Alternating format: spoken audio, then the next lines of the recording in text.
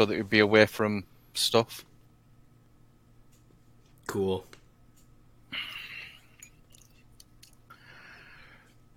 True. Webkey. I will saunter behind Brad and wait patiently. Once you get to your last movement spot, your dress morphs from its smaller version to a full-on wedding dress with train and veil, red, crimson in color, and it has the motif of the roses and carnations.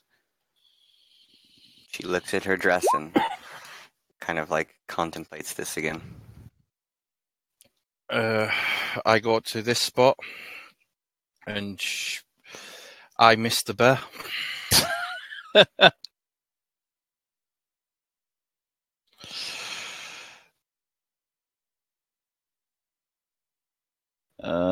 If you miss the bear.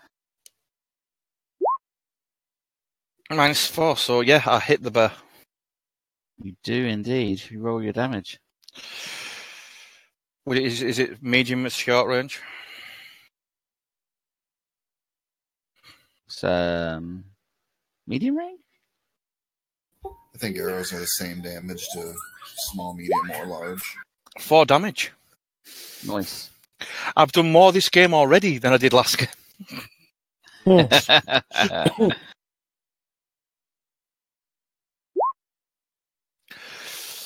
Yep, so that's me.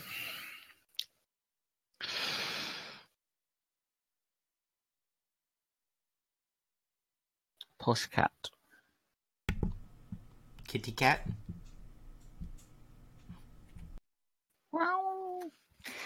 He sits and licks his paws and just watches in the distance because he can't get a good view from here. He just sits in the snow. Chilling. Yellow Snow, who's attempting to wake a dwarf up.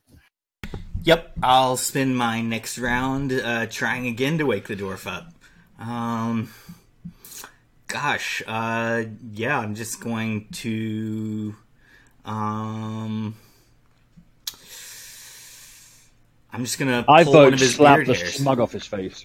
I grab one individual beard hair, and I use both hands, and then I start running towards his feet. And the hair just like unwinds and unwinds and unwinds, and by the time I get about 3 feet past the bottom of his boot, it finally goes taut. And then I use my 12 strength, or I think it's actually I have like a 15 strength, and I just pull and I yank until I pull a beard hair out. Okay, he does rouse, but yeah, he's groggy, so he's a bit unsure of his surroundings. I inform him what's going on and give him the round to wake himself up and get his weapon picked up and everything. Okay. Or armor on if needed. I reckon that's like a half action. You could still do something else if you want. Oh, I can? I'll go wake someone else up that's still asleep too then. Even though I feel like, my meta player instinct tells me that if it's only 2 polar bears, they'll be done with soon and I don't even need to wake everybody up. But I'll go and wake the next person. Just, so I've done my watch duty and wake everybody up if there's an encounter. Of course, those polar bears could be... I guess I think to myself, maybe there's some sort of like inquisitor or like, evil druid commanding these bears to come at us. So, yeah, best to wake everyone up and set up a camp defense. I think there's one more person near me that I can wake up. Or they're already in a tree, actually. Oh, Sunroared, maybe. Sunroared. Yeah, I'll wake up Sunroared, who is... Where are you sleeping, Sunroared? In the reverie. Just right by the campfire? Yes.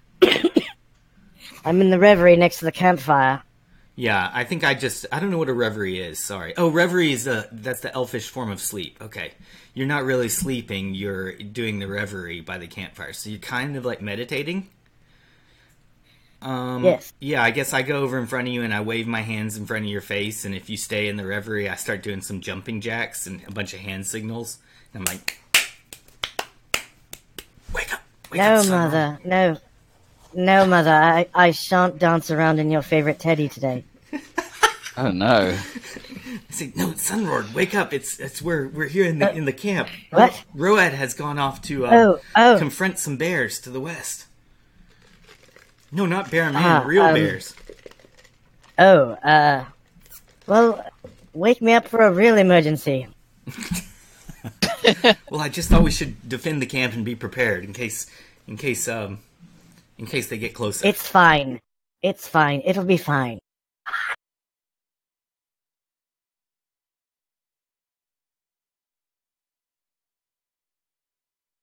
Alrighty. Cool. Rad? All right. Well, as the bear sort of brings its paws and its teeth down to try and track on me, I block it with my shield and I thrust my spear up towards its soft underbelly Underbelly. and probably miss. That's a hit on. Oh dear. Yeah, you do miss. Yeah. Wrestling with this bear. He's a lot heavier than I was expecting. This bear's like, fuck this, I'm leaving. So off he goes.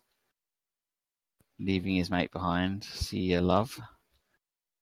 Didn't like you anyway. To be fair, bears don't mate like that. Bears tend to be solitary unless you come across a bear with cubs. The cold never bothered him anyway.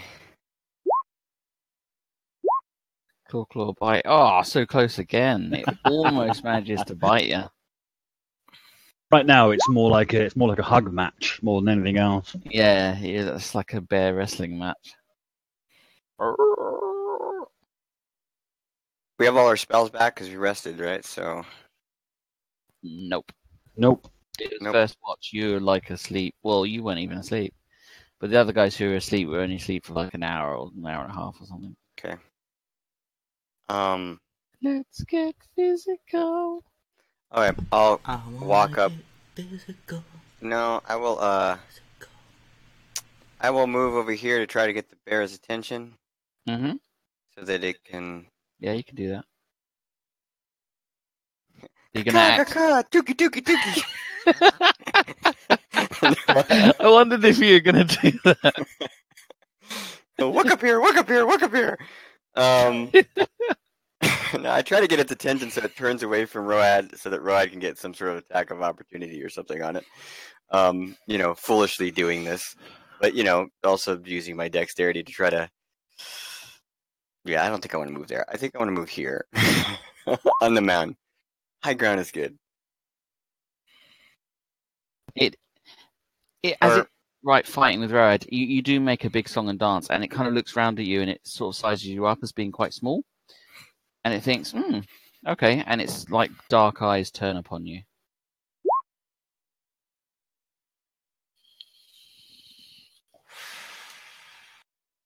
Right, I fire and miss again. If you don't move, you get 2 shots, just so you know. All right. Well, I'm not going to move. So...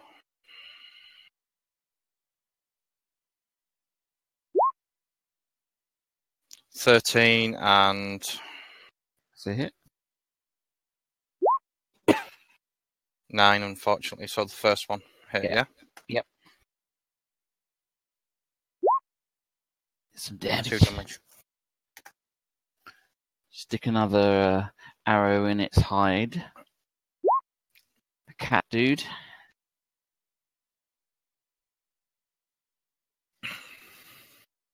He pulls out a piece of cheese and starts eating it, watching from a distance. How uncivilized.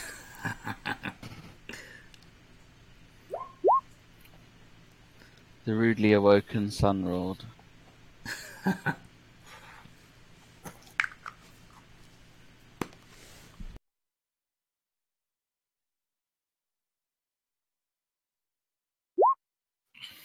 Lol.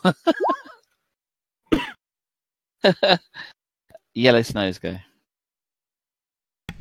I'm gonna start scrambling up the nearest mound, or not even the nearest, the tallest mound. Okay, the tallest one would be... I was thinking this one. Yeah. So I'm gonna measure it. I haven't gotten to the ruler tool yet. Here it comes. Yeah, that's well past my movement rate, even if I get my snowshoes on. So You could probably make it there, dude. Like the tents are not 30 feet long, so. Yeah. What's not 30 feet long? Oh, you're saying the scale is off. Yeah, probably. So it's Yeah, the scale is a bit off. I'm sure you can make All it right. there, dude. I mean, as long as Lex. Okay. That's cool. Don't worry about the distance too much. All right. Do you want me to roll a climb check for it? I don't know if it's needed for this. No, it's not a really high incline. You can sort of hoof your way up there. Okay. I scramble up to the top of that.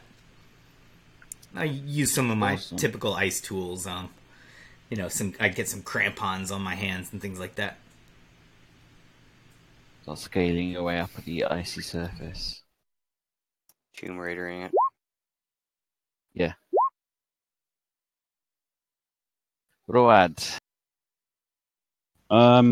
He spots that the bear's turning its attention towards Webkey, and he grumbles, "No, no, no, cousin. Me and you have yet to dance," and continues to spear him.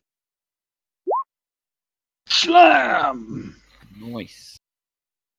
That's low damage, though. That's a 1 damage, so not so nice. I hit him, no? So, is it a large creature or is it a medium? It's a large creature, so you do 12. Yeah, so I'll do 12. There's a big. Its friend is like, fuck this, I'm still leaving. So off he goes.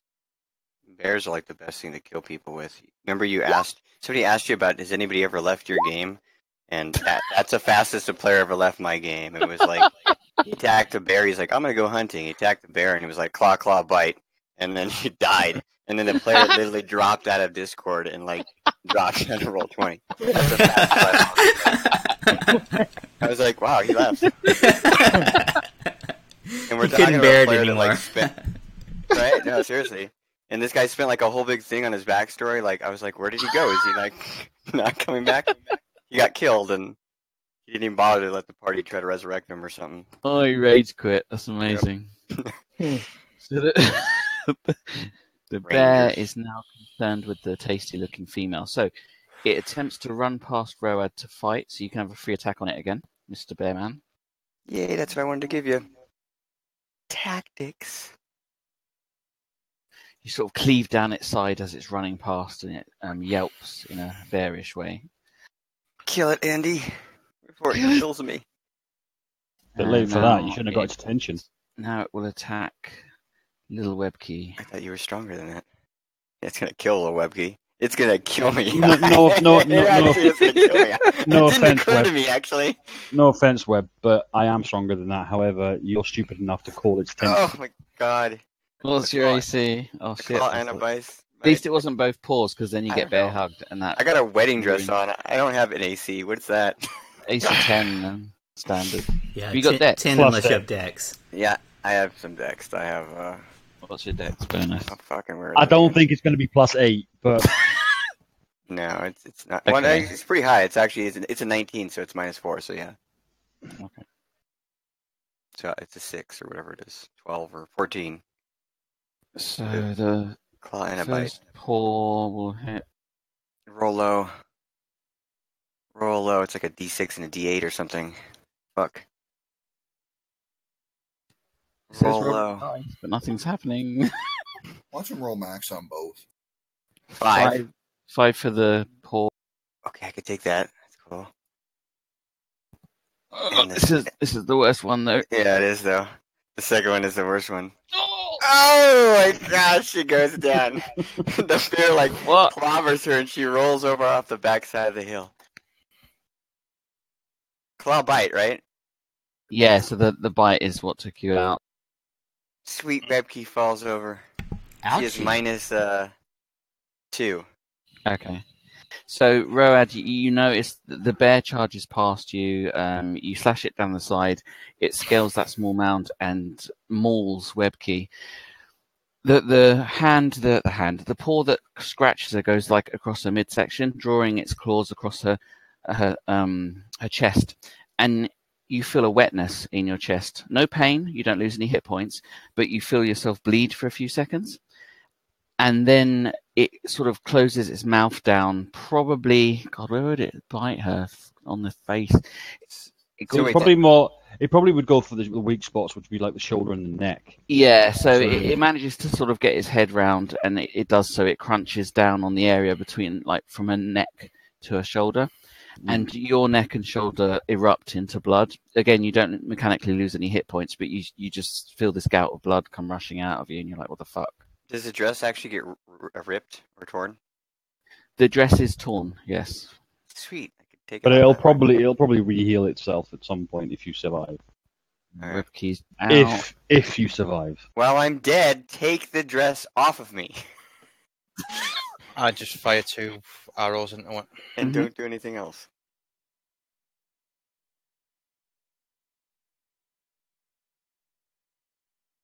Nice.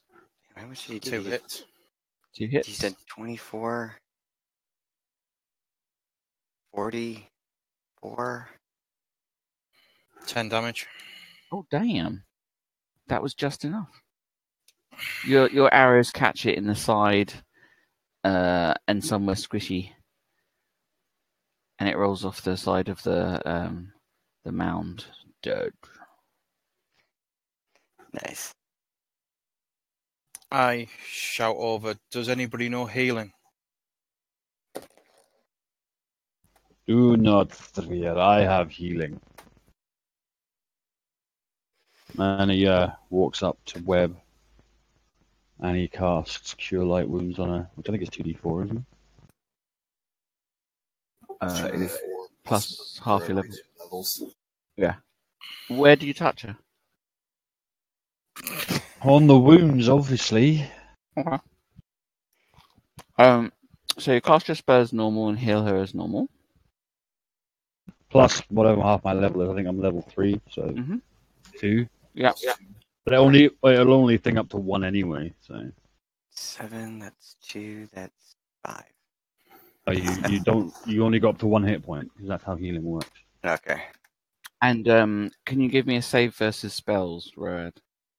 No, No. I refuse. you asked. No, I can't. There you go. Okay. When you place your hand down and cast a spell, you feel that connection again, and the wedding dress, like some of the ripped bits, leap out to try and wrap around your hand again, but you're like too quick. You're like, nope. And it sort of reknits. As she's healed, the dress reknits, covering her again. Somebody take Webkey to rest. Rin and say, this skin should be worth something. Yeah, I was about to collect my arrows, and can I take the bear skin? You can. What type of roll would I need? Or just... It would take probably about an hour or so to skin the bear because it's pretty heavy. Yeah, so yeah, I would say like Dex. You could add any wilderness survival you've got to it. So what would I roll? He's never played 2nd edition, so. Oh, So D20, try to roll it low.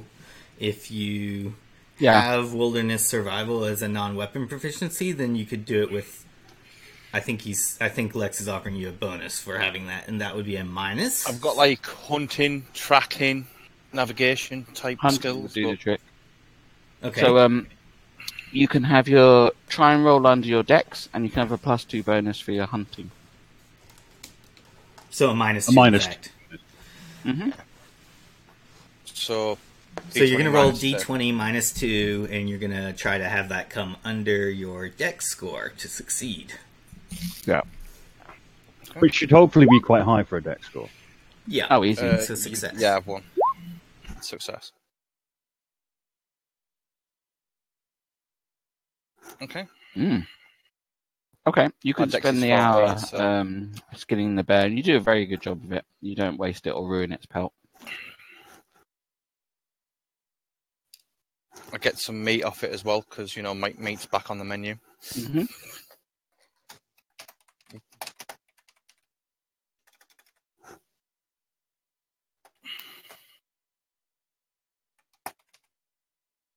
Looks like meat's back on the menu, boys.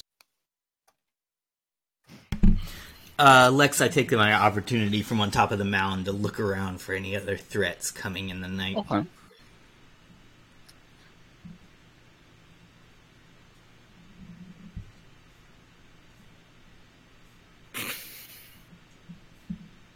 Oh god, I just scrolled around this map. It's huge.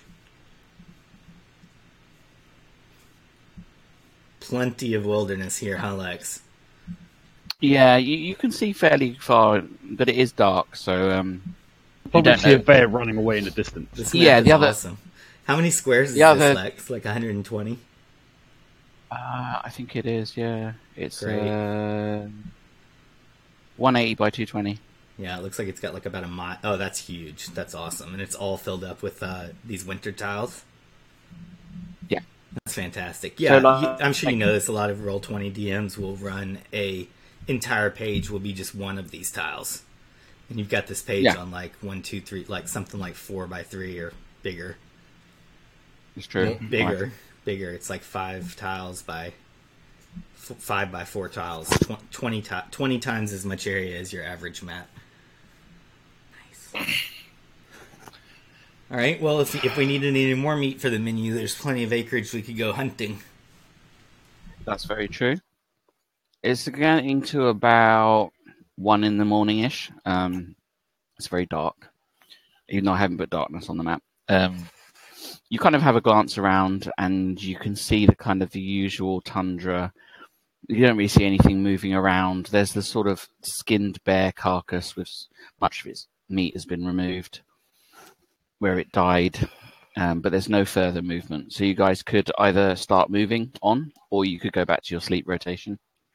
Back to the sleep. I think we would continue making sure everybody gets a full rest and that spellcasters can finish their reveries and whatnot. Would I know a way of trying to hide the smell of the meat so it doesn't attract anything else? Ooh, good thinking. To be fair, if it's there, any smaller predators or even that larger bear might return. He's probably going to end up taking the easy target rather than the still alive walking targets. So it's a good distraction. Yeah. At least it'll make enough noise chewing through the corpse that we will hear it. Yeah, like if you want to try and dispose of it carefully, you could spend another hour and a half, and you could dispose of it using your wilderness survival. I'd suggest it, then I'd hear that, and I'd be like, "Yeah, well, I'll move it a bit further away from camp." So I'd probably move it over. Well, I wasn't talking in character. I was talking out of character, but okay. Well, yeah. I went straight back to sleep because I need my beauty sleep. So I'd move it away and then start cooking a bit of meat, then probably settle down myself and make sure Webkey's okay because I saw her fall. Yeah, she's messed up. She's had better days. And so much so she's left the game. You made him rage quit, Lex.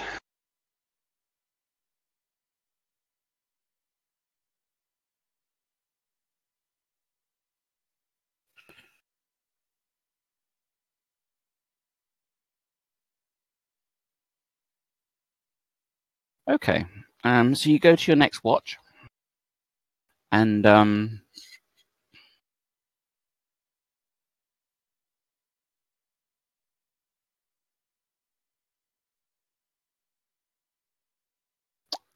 for this watch, nothing really happens.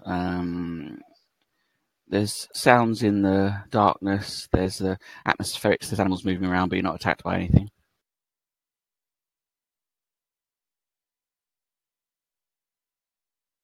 all right. When the morning comes, put on my snowshoes and take a little walk around the camp.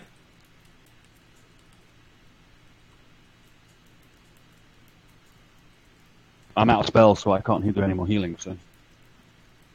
Good to know, but it's the next morning now, so your spells are back, or? I thought it was just the next watch. Oh, the next watch. I thought he said the next morning. No, definitely the next watch. That's all right. Next watch, yeah. Okay. All right. Well, that's so fine. it's like the middle of the night, and so the middle watch, nothing happens. You're not assaulted by anything scary. If predators are attracted to the carcass, you don't see them; they don't bother you. Let's see what happens in our last watch.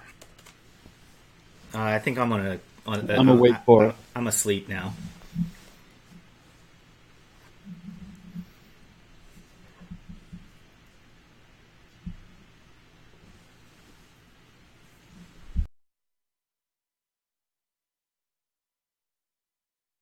Ooh, interesting. Okay. Someone, I don't mind who, roll me a D100.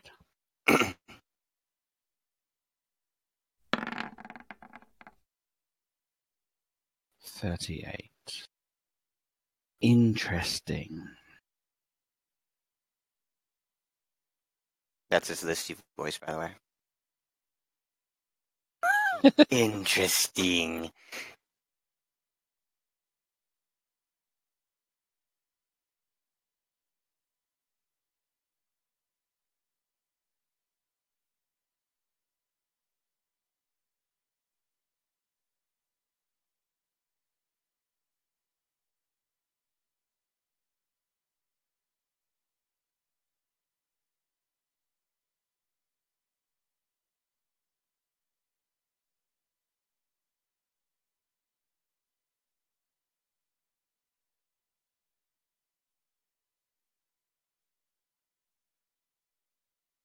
Lex is populating the map with something.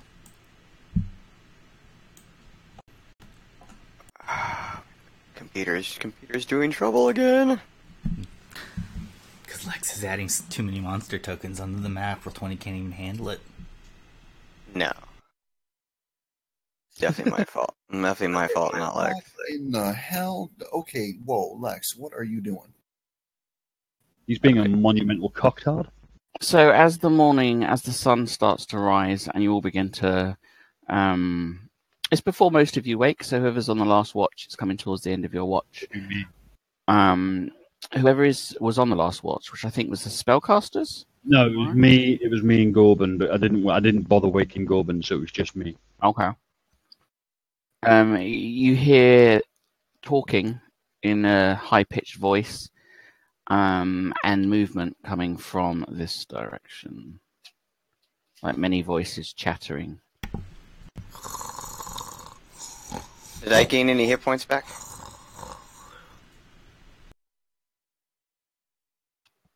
You get. Let's have a look. I don't know what that. Oh, I need some back too if I get any from sleeping. Yeah, once you guys wake, you'll get the usual for a night. Sleep. What is the usual? But will that be after this encounter? Like we need more sleep, or this when we wake up for this, then hours are. No, when you wake up for this, yeah. Okay. Don't ask it that way. I don't wake the party. I just go in and see what's going on. Because you kind of I won't add my hit points. Then I'm still sleeping. So you sniff the air, and all you can really smell is the carcass. The smell is, of course, to a hunter species. Yeah, definitely. It's like free food. And as you're sort of standing there, the kind of chittering noise gets louder, like little tiny voices, like little tiny people talking. And you kind of turn your head round, and you see this. It's about the size. What's that? It's like the size of a gnome. It's like a gnome-sized creature, and it's. I like them. It has greenish skin. It has no fur. It has long ears. It has sharp little talons on its hands. Little black beady eyes, and upon its back are what look like ice crystals. I'm not sure if they've been stuck there or if they're part of it. And it's talking to whatever this troop of these things are. They're all speaking in a strange, silvery, bell-like language to each other. And they're all sort of coming up this way.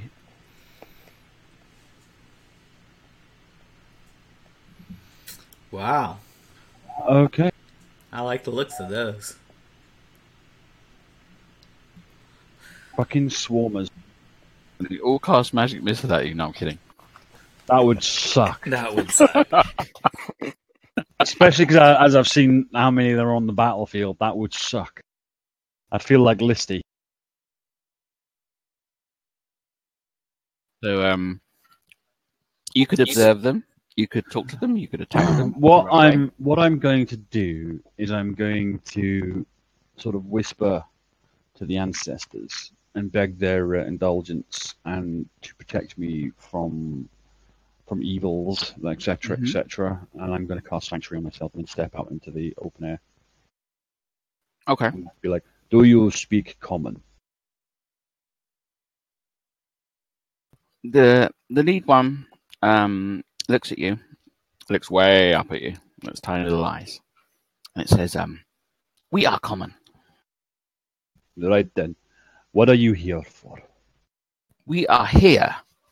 And it points at the others. "We are all here.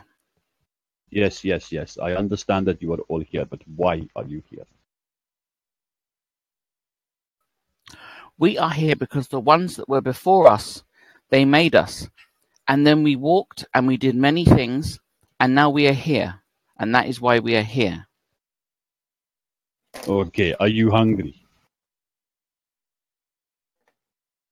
We are sometimes hungry. We are sometimes not hungry. Well, if you are hungry, there is plenty of meat left on this carcass here. You are welcome to have it without the need of violence. We That's do awesome. violence. We eat meat. We will eat this meat. This meat is ours. And they You all can kind have of this line. You can have it. It Moving, looks backing at up towards the it party. looks at the carcass. It looks at you. You look a bit like a bear. That's under its intelligence. Even bigger It and points at tastier. you. It points at you. "Your mother," and points at the dead body.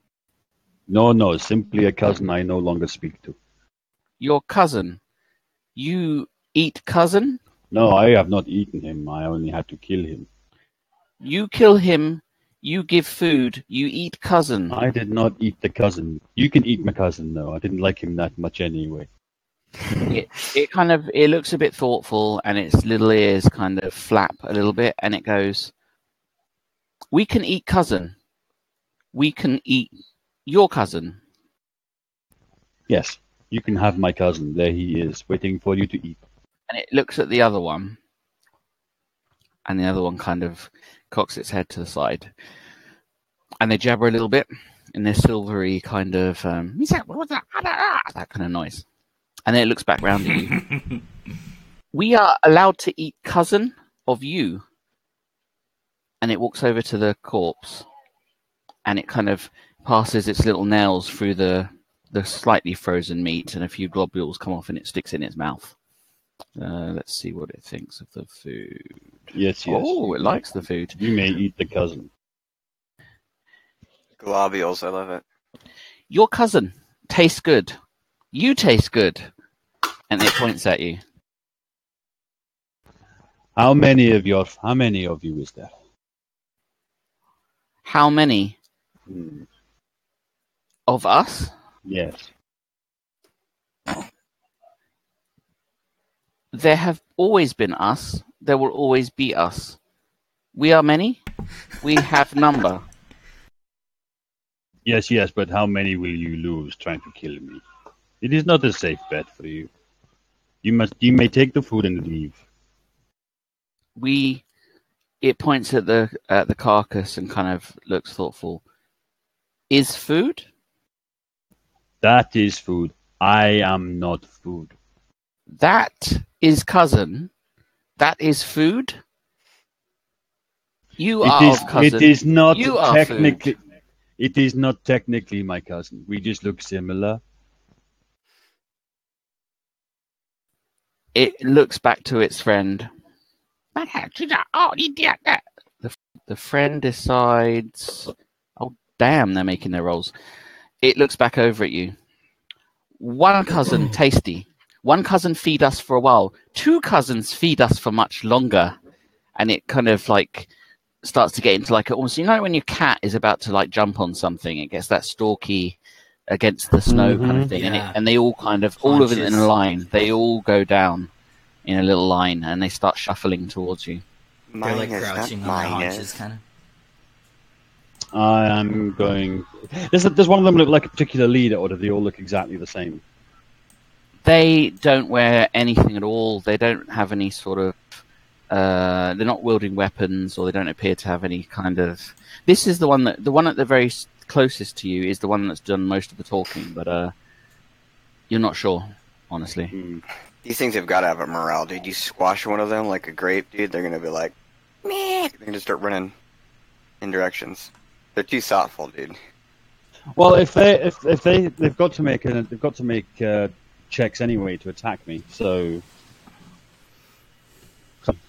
and I haven't made any aggressive actions towards them. So, once one sort of steps within this sort of range, I'll draw a line. Mm-hmm. As soon as one gets past that range, I'll just drop on all fours and like just roar as loud as I can. Okay. Just like bone-shakingly deep roar. Them that I am not so easy to kill. They should take the food I've offered and leave.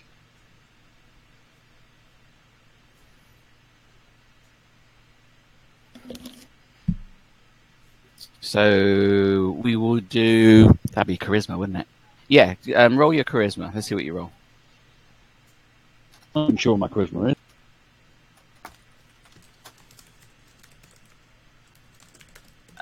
Your charisma is. I've got it. It's 11. 11. Fuck yeah! Cool. Roll a d100.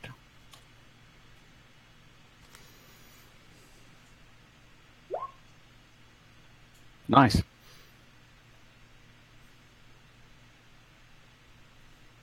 The effect runs. So you roar at one of them, probably the loudest roar you've ever done in your life. The entire party wakes up. Seemingly, they must think they're under attack by like a herd of owlbear or something. It's a terrifying noise. And of course, Webkey has an extra traumatic awakening because it's the same noise the bear made before she lost consciousness. Apart from Gorban, who can't get himself out of bed.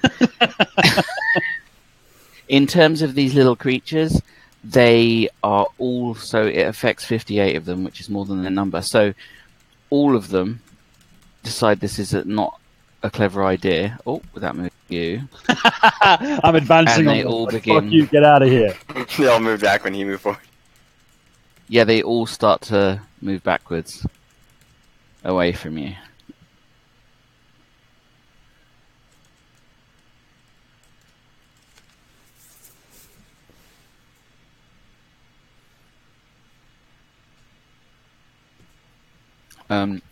You can let them leave. You could try and stop them. I'm not going to stop them. Let them go. Okay. Encounter defeated. XP tallied.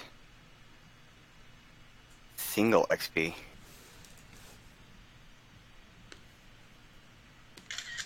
So they make their way away from you. They'll be back. Turn my way back to the party. Okay. What the heck were those? I have no idea. They were small and annoying, so I had to yell at them. That is all. There was nothing to fear. It sounded a little scary when I heard that growl. It was very impressive, no? It was, indeed. It shook the snow. I think it shook everyone. Right, but now we are awake for the day. We might as well have breakfast and move on.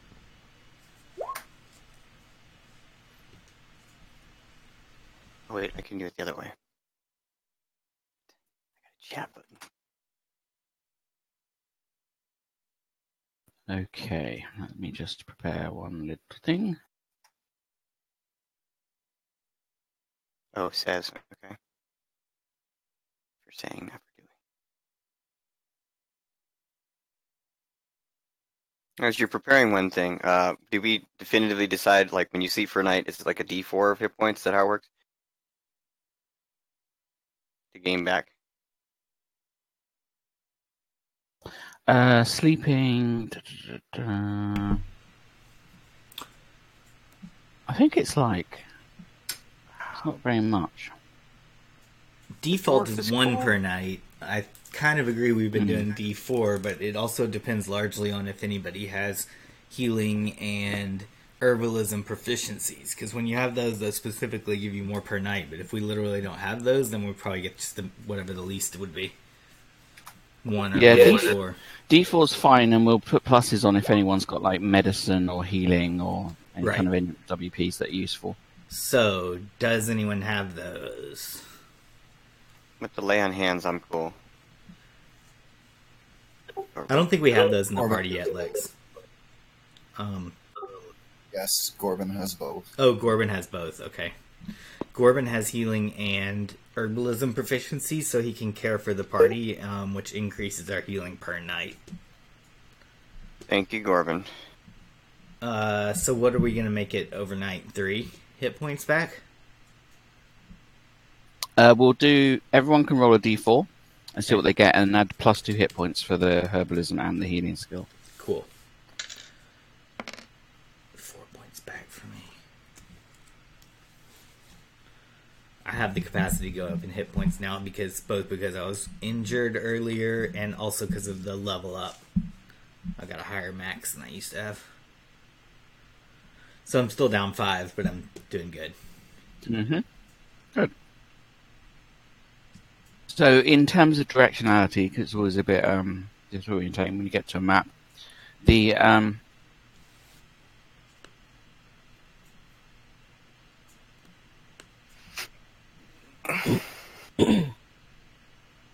the direction of this trade town is pretty much in this direction. Okay. That's the way you guys were going. All right, we'll call it southwest in terms of the way we're currently oriented. Yeah. Lower left of the map. So we get the party together. We've done all the breakfast and like provisions. I've got my snowshoes on. We're done with those tents. We're ready to go.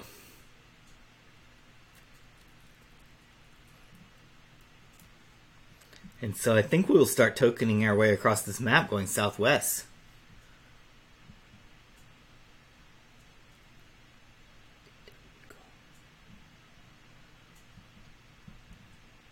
DWs, don't worry. Okay. I'm not worried.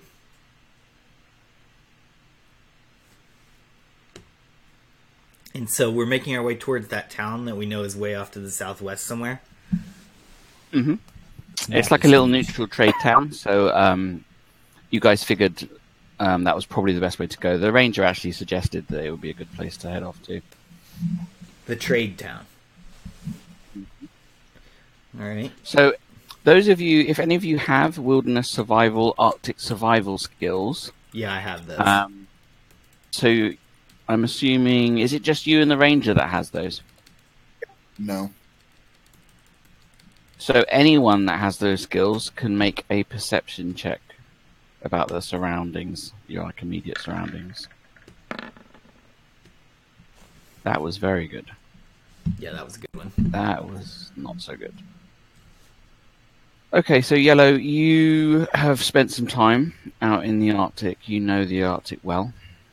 And also, an equal roll. So yourself and the ranger. Yeah. You both, you notice that there's too much sound. It should be much quieter. There's a strange whistling, like a kind of a musicality to the wind, which is odd. And it kind of unnerves you a bit. A musicality in the wind.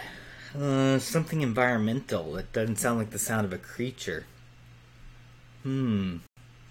I just hold up my hands in a military hand signal that just says, I'm sensing something around. I think I actually wave my finger like a lasso over my head, like kind of my sonar's going off. Yeah. I don't know what to listen for though. Since you say it's the wind, it doesn't sound like a creature. It could be like a big creature coming in the distance and making everyone flee. Like, what are the birds doing? The birds are around the very sparse trees that you have. The Arctic birds are going about their business. They don't seem to be spooked at all. Okay, the birds are not spooked, so it's probably not like necessarily like a hurricane or an earthquake or a dinosaur or a dragon. I don't know. It could be. Those are pretty extreme examples. There, Gold. It's the last Airbender, dude. Yeah, it could be something more like an airbender or an air elemental or something. Yeah. I don't know. Does he get an eerie feeling? That's a good question. Yeah, he said kind of. It feels unnerved. Unnerved. I I mean, I guess I'll just heads up everyone that something's going on. Look to the skies. I don't know what it is. You know, it'd be awesome, Lex, is if you had a ghost in the middle of some this magnitude ghost. I'll go ahead and nasty scramble Ravenloft up. specter. Maybe scramble up this rock outcropping and look off to look in all directions. Mm-hmm. You can, if you get up to there, you can roll another perception as you're concentrating intensely on your surroundings. My perception's 12. Okay. You don't really notice anything strange. There's just this. It's almost like a kind of whistle that's not quite in your hearing range. Like, you know it's there, you can't quite make out what it is. Sound of the ring. Hey guys! I'm up on this rock! Hey! I don't see anything! I'll be back down soon! And I start climbing down since I didn't see anything. It's just the winter playing tricks on us. Cool. And stop where you are. Excellent. So as you shout out in your high-pitched, in your slightly high-pitched halfling voice, this mound of snow here, it erupts upward. There's a big sort of flash of snow up into the air, and the whistling sound becomes more acute. And you see the following, if it lets me pop them. Little shark. I've got a leveling up question because I forgot to level up last week. With priest, it's +2 every 3 levels, right? To hit. Yes. So does that mean I'm level 4 now? Does that mean I get +4? Oh wait, I get more hit points. Fuck yeah. Yes. Right. Thank you. Well, no, wait. It's +1 initially, and then So it'll be +3 then. factor Yeah. bonus would be, so it's +3. Right. Okay. That's all I need. Thank you. Cool.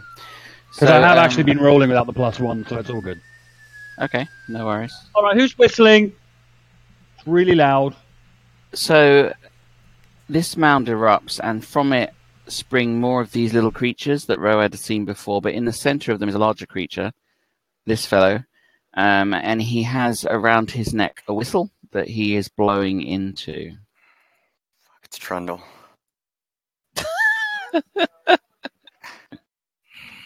Get him, Volibear. Everything's bleak. Fuck off! You count as me. See you later. So I'll throw you guys into initiative, and you can talk, fight, run away, do whatever you want to do. The ranger's quick on his feet the first time. He's like, "Oh, what's that?" I run up behind Rawhead. Boom. My Road. Wilhelm goes over here. Simpson tries to hide in shadows. I mean, if you're just giving us some stuff to do. Okay, who's first? So Rin is first. Does not succeed. I shout out in common. If you move, I will shoot you. And ready my action.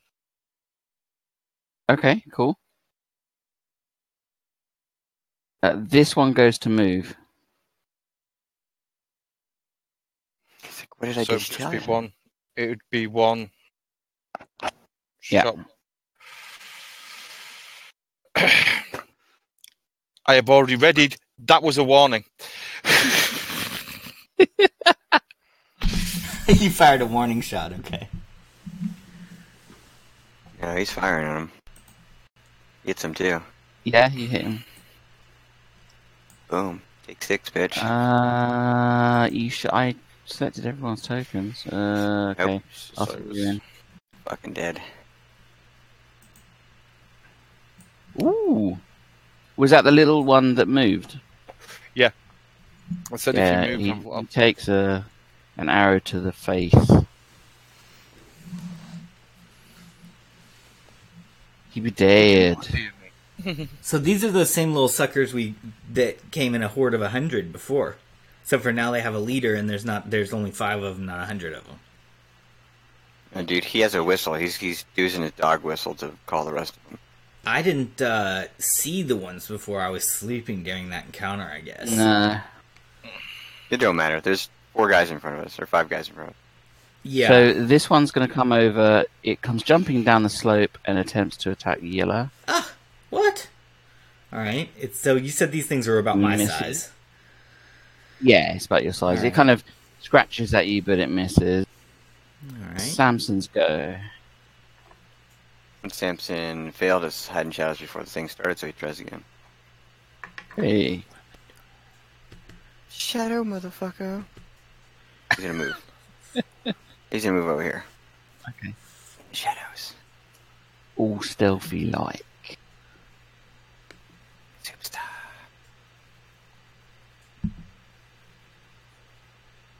This big dude, well, he's not big. He's about the size of a human. So is he Let's sort of make an his orc or a token troll, or massive. he's one of those ice guys but just bigger? Yeah, I see him Struggle. there. Is he flesh or He is looks- he ice? He is. Yeah, no, he's flesh. He looks orcoid of some orcish description.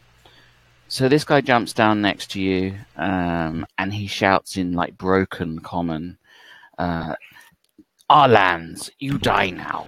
And he attempts to hit you. Oh no, must share lands. Plenty of lands for all. Rolls appallingly and misses. Yep. I got AC 17 with my hide armor and my dex. Rad's go. Charge in and take out the big goblin guy. Use your friendship attack. I don't think I've hit him though, to be fair. Oh, it was close. You don't quite manage to hit him. While he's tussling with the halfling, he manages to get out of the way. My lands. This little one, let's make the token a bit smaller, comes in here, attempts to snap at Roads. Nope. This one, he shot his friend. He runs to here, but can't quite attack yet. Yeah, let's go.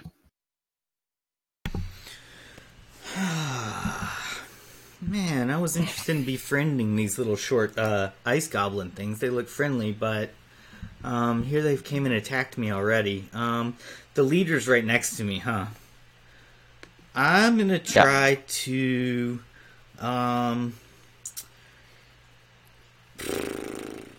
I'm going to try to steal the whistle from the leader with a pickpocket roll. Good plan. Oh, it's a bad pickpocket roll. So I try to snatch it out of his mouth, and I'm sitting there jumping like up in the air, like, give me that whistle, give me that. My hands are going up in the air and just swiping it. Airball, airball, airball. I failed.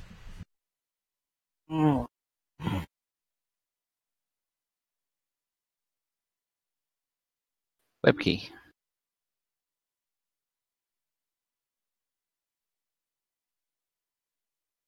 I AF the one Road's on, which is the big guy, so 8 damage to the orcish looking fellow with a magic missile. That's my job, to be a damage ad for Road on the main guy. Always. Your missiles strike true, as they always do, pounding into his chest, and he kind of drops to one knee and clutches his chest. He looks fairly hurt. Sweet. My missiles are red and pink now because I'm wearing a red dress and pinkish. I like that. You have to accessorize magic your missiles. spells. It's important. That way everybody knows that the kiss comes from me. I need to make this smaller. Yeah, the red and Wait, pink magical light reflects off the glare of the ice and snow also. There's Like warning lights This one's closer, on and a we'll runway. get scratch. This one attempts to scratch the ranger. Meh. That's a miss.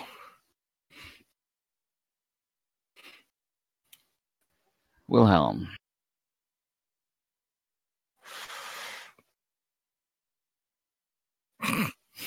I'm testing them all out. I see that. That looks awesome. No, it's just... Just looks like you've had a curry. Bing! Nah, that's a curry.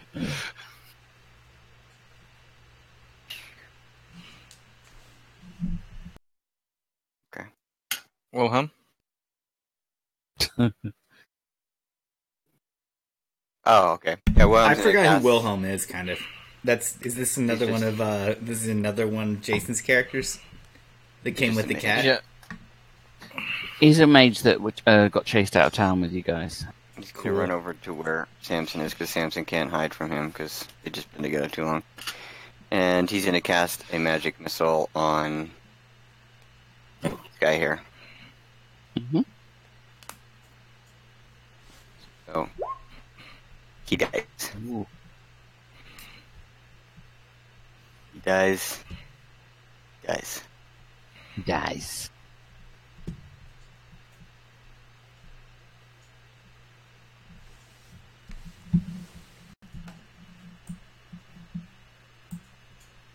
It's actually kind of cool to play two mages with magic missile, so it's like it's double shot everybody. But it's not fair, so he's gonna leave the game. Yeah, and then also in a few minutes you can be like, I'm all out of spells. I want to rest. I'm all out of spells, and I want to rest too. That's my game. Yeah, I agree with my other character.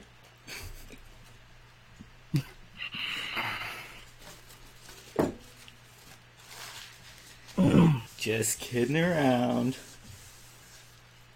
Ice Goblin, you're getting very thirsty. Thirsty. Oh man, it's begun. Ice Troll, leader, you're getting thirsty. Oh yeah, that thing that makes them want to drink. Thirsty. You hand him the poison. Here you go. The little one decides he's not thirsty, but the big one is thirsty. And he checks his equipment, and he hasn't brought a flask with him.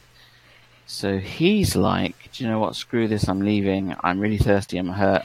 He attempts to flee, and Road can have a free attack on him. Ooh. Road was ready. Break his back.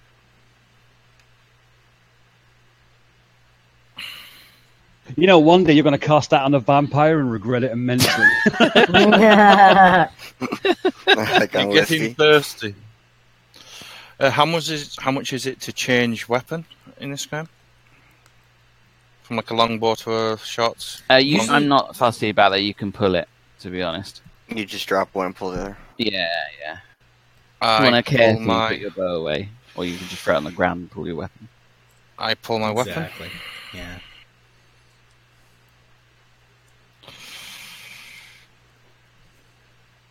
So that would have hit 11. That is a hit. For 8.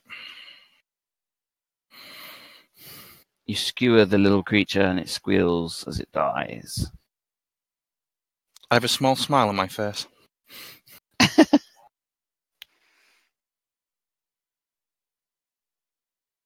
Go off. So I'm guessing by the look of things here that this is rocky terrain. Mm-hmm. Yeah. I actually kind of did a climb to get up and down that. I figured it was like a 5 or 10 foot cliff. Cool. So about 20 feet behind these two, Gorbin's going to look at it, and in Dwarven, he's going to say explode. And they have to save versus spell. Okay. 2 fails.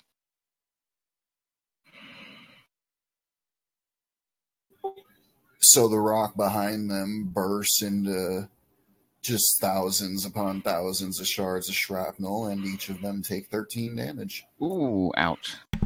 Now, does that you know my question. That was the granted power that he gains at 3rd level. He can cast Rock Burst, which is a Clangeddon-specific spell, Ooh. once per day. So my question is best phrased as: do I get hurt? Is it an area effect? Does it hit everybody, or it only hits your enemies somehow? He cast it so that they were just in the edge of the area of effect. It's a Sweet. good area. Kind of like Fireball, except instead of rock. So in this case, it's like the rock kind of like bursts towards me, and it kills. It hits the 3 guys in front of me. It hits them all in the back, and then any spare pebbles that kind of just drop a few feet ahead of me and Road. Pretty much, yeah. Cool. And anything within 10 feet of the center makes 2 save throws. If they fail them both, they get hurt badly.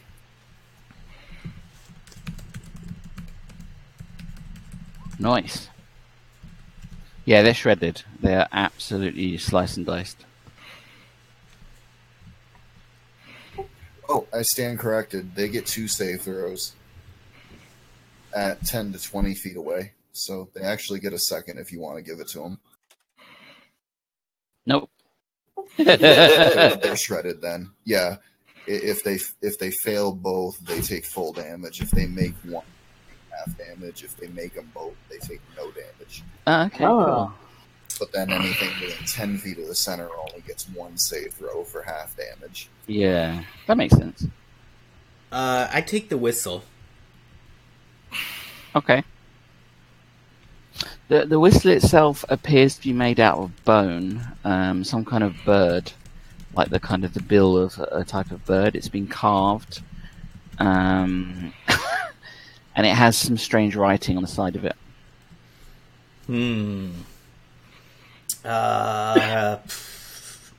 I don't do I recognize? Can I recognize the writing? Oh, I think I have a thief chance. I have a 1% chance of decoding unfamiliar languages.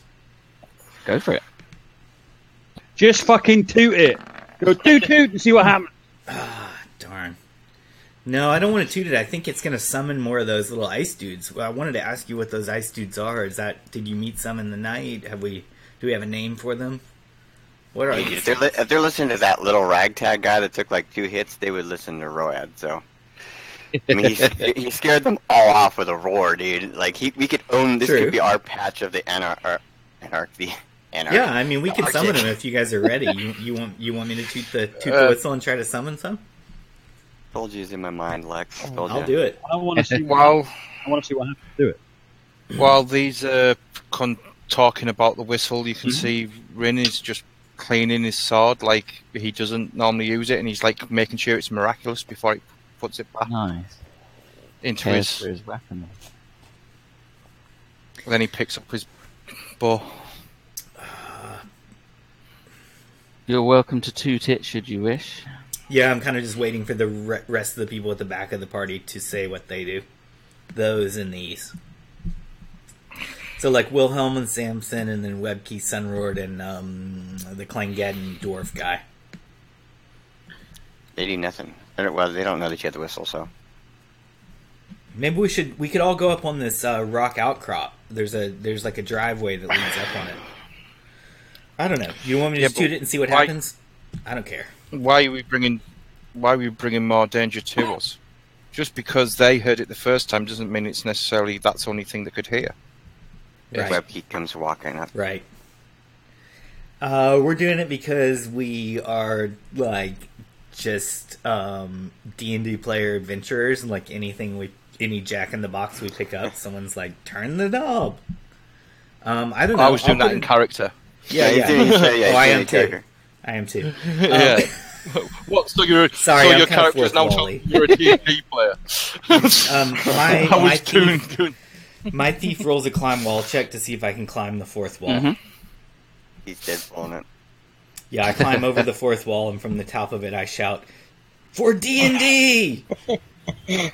And I lightly roll toot that the horn. I toot it haltingly once, not like a whole like shofar, like doo doo doo, but just like a Like, it makes like no noise whatsoever. a It's little like a dog whistle. faltering. Okay, so you make your declaration and you go to blow it.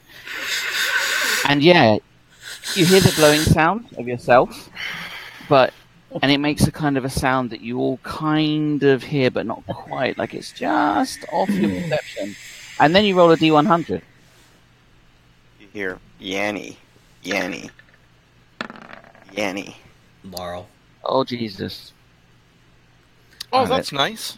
Let's have a look at my... Death is coming this way. That should be some kind of consequential roll. I don't know if that's good or bad, but 99 is a rare roll. If you just summon 99 of those things, I'm going to be very upset that I used Rock Burst already. Yeah. I want to do Gorbin's voice so bad. So that's once a day, Clangeddon?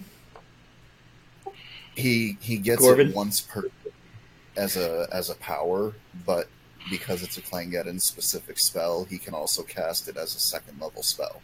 Oh. Well, maybe you'll get a chance to do it again. I know how you love a big AoE. Hey, when we don't have a fireball, any AoE is nice. I gotta get that spell. Nice. I mean, it's almost a fireball. Oh, area. I say. Yellow, are you standing where you are?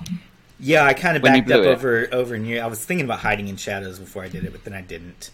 I climbed the fourth wall, so that was kind of a joke. So, yeah, I just stood on a rock over there. Oh God, I guess I'm facing towards the party, sort of. So I guess that comes up like over my head and behind me. Yeah. So what happens is you'll hear that sound, and then there's like a swirl of Arctic wind and snow, and it kind of billows up on the top of that little rise. And from out of it, wings sort of appear, and you see the silhouette of some kind of creature that comes striding out of the maelstrom of wind, and it looks horrendously like this. Guys, I may have played the wrong note on the whistle. Let me look for stats. Do you think? Stats. I don't know about the rest of you guys, but I ain't playing that motherfucker. We're gonna have to try a OOC. Got to try some kind of a negotiation or dialogue or something. Like maybe hope it's not an evil or hide. Ice dragon summoned by a whistle. What are the chances that it's not? Come on, have you guys not seen Loader when or The Hobbit when they summon the giant eagles to fly them away? Maybe this dragon's here to fly us to the next adventure. Not at all. So I hope you guys all took riding air-based creatures for a non-weapon proficiency. If it's gonna be any sort of riding, I'm gonna be dragged. How big is it, Lex? Is it only as big as you've pictured it? Because that's actually pretty small for if that's a dragon. Or would it be much larger than you've pictured it? You're 4 foot. It's like the size of Baron Nashor. So it's actually about... That looks a little more realistic. It's about that big. Okay. So it's not the most huge creature you've ever seen. You're not struck by dragon fear. And it kind of it comes to the edge of the rock and it looks over at you. And as it speaks, you'll all feel the frozen, it's like frozen icy breath kind of pass over all of you, which chills you a little bit unnaturally. Who summons me? I point straight at the rogue. Yep, him. Where is my payment? And it looks down at Yellow. What payment do you need? There's a little warm yellow pool under Yellow's pant leg, seeping into the snow. I look up over my head and say, I just stammer to it and toss a gold piece. I just flick a gold piece up.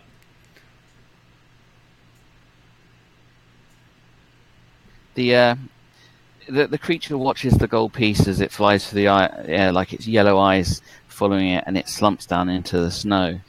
You insult me! You summon me here, and then you refuse to pay me. Who are you? And one of its claws kind of comes over the side of that rise close to where you are, and it leans over to look at you. I'd say, well, I figured we'd pay upon completion of the mission.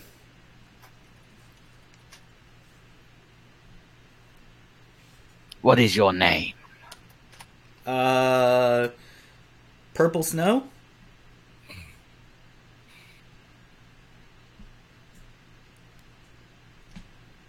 You lie! The creature goes to swipe at you. It's not a deathly, like, I'm going to kill you attack. It just kind of, like, bats angrily at you. So I'm going to get in the way. So I'm like a plaything, huh?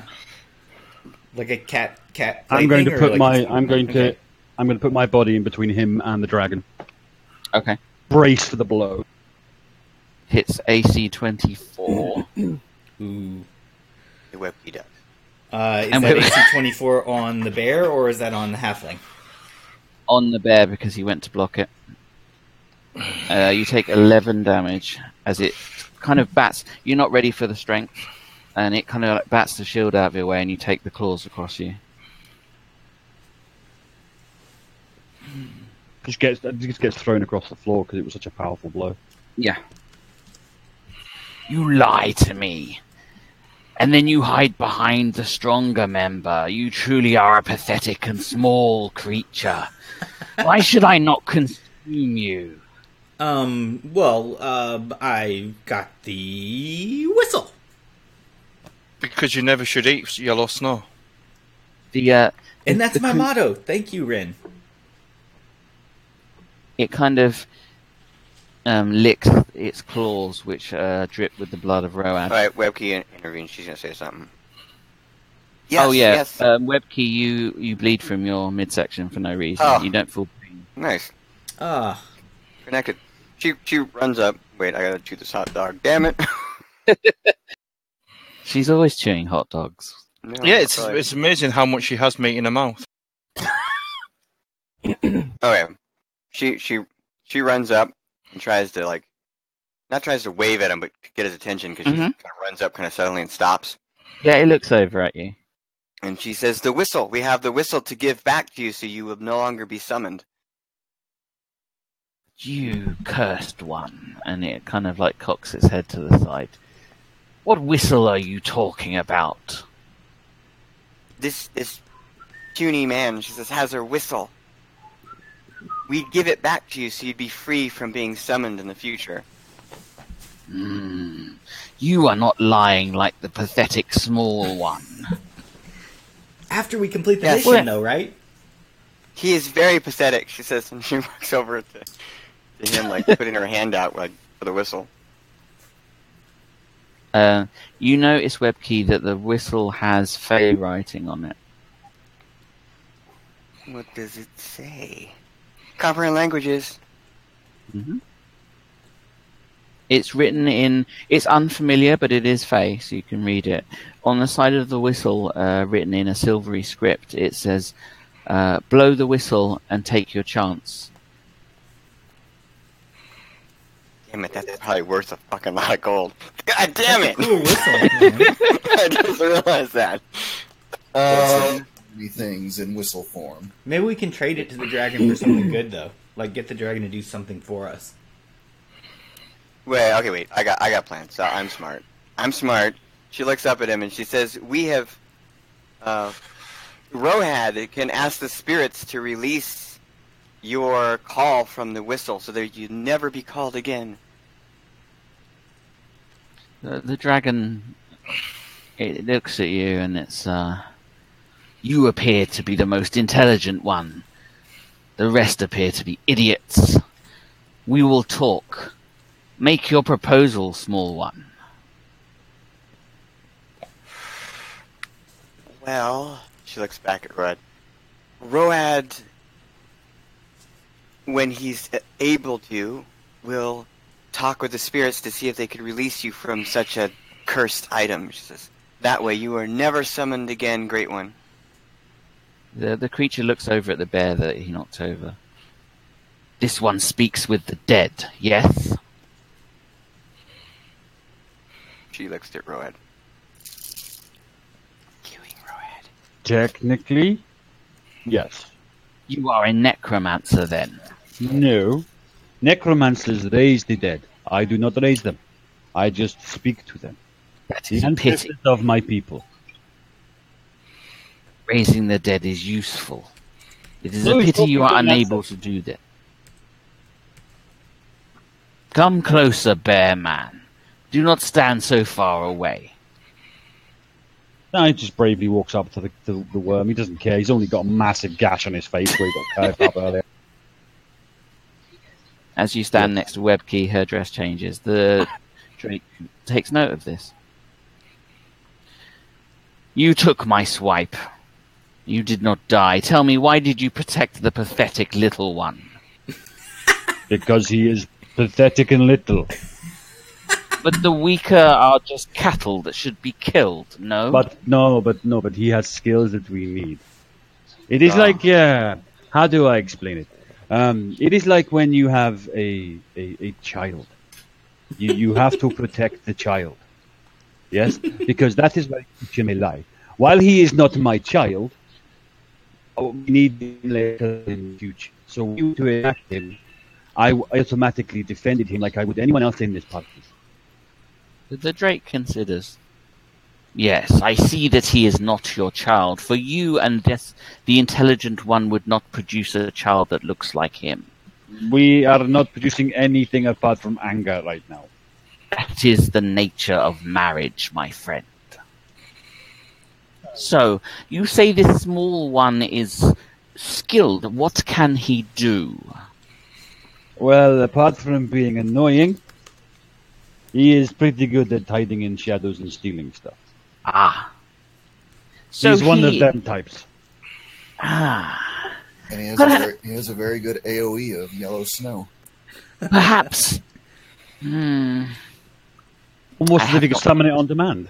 The inedible AoE. Perhaps he should demonstrate just how good he is. If he is indeed useful, then perhaps I will not eat him. Little pathetic child man. Yes. Go and stand here for me. And the dragon points that way with one wingtip.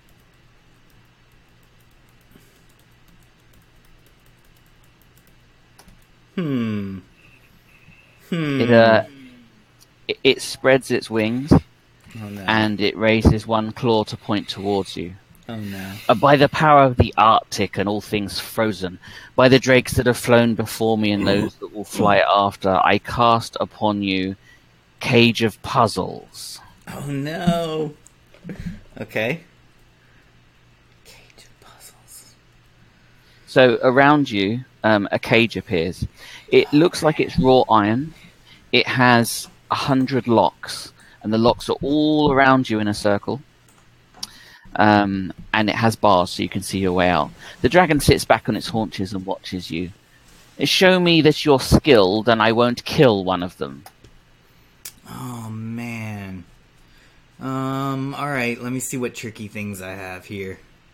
If anything. Do I have did he give me the whistle? Do I have the whistle? No, you didn't. I've got the whistle. Damn it. I put my hand out for it. Ah, damn it. You should have given it to me. I could blow it again. Maybe you get like a fire dragon or something next time. Awesome, You just keep blowing it and blowing it and blowing it. Then we're dead. Okay, let's see. Let me go down to these scores. Okay, so the first thing I'll do is just check the floor, just for a clever way. Maybe I can burrow my way out under it. Okay, you kind of scrabble around. The floor is made of the same iron. It's kind of like grated as well, so you can get your little fingers through into the snow on the bottom, but the grates are too small for you to get more than, say, your wrist and your forearm through. Alright. I am going to see if I can treat it as a trap and outsmart the trap. Can I do that? Yep. So around you are all these locks. You could attempt to just disarm traps, sort of use your trap sense to see if it is just a trap. Yeah, I'm going to see if I can do that, because if I have to open 100 locks with my percent chance, that's going to take about 1,000 rolls. So that's going to take quite a while. And about 1,000 hours. We don't have that long time. So I'm going to see if I can somehow circumnavigate the entire thing by find remove traps, which have a better percent chance of 40% chance. Which I make. Oh. So if there's a way to outsmart the trap, I guess I could do that somehow. So you kind of look around you, and as a halfling, halflings are always in trouble. It's in their DNA. Something about this, you kind of get this ancestral memory in your blood. This has been done to your kind before, and one of them escaped.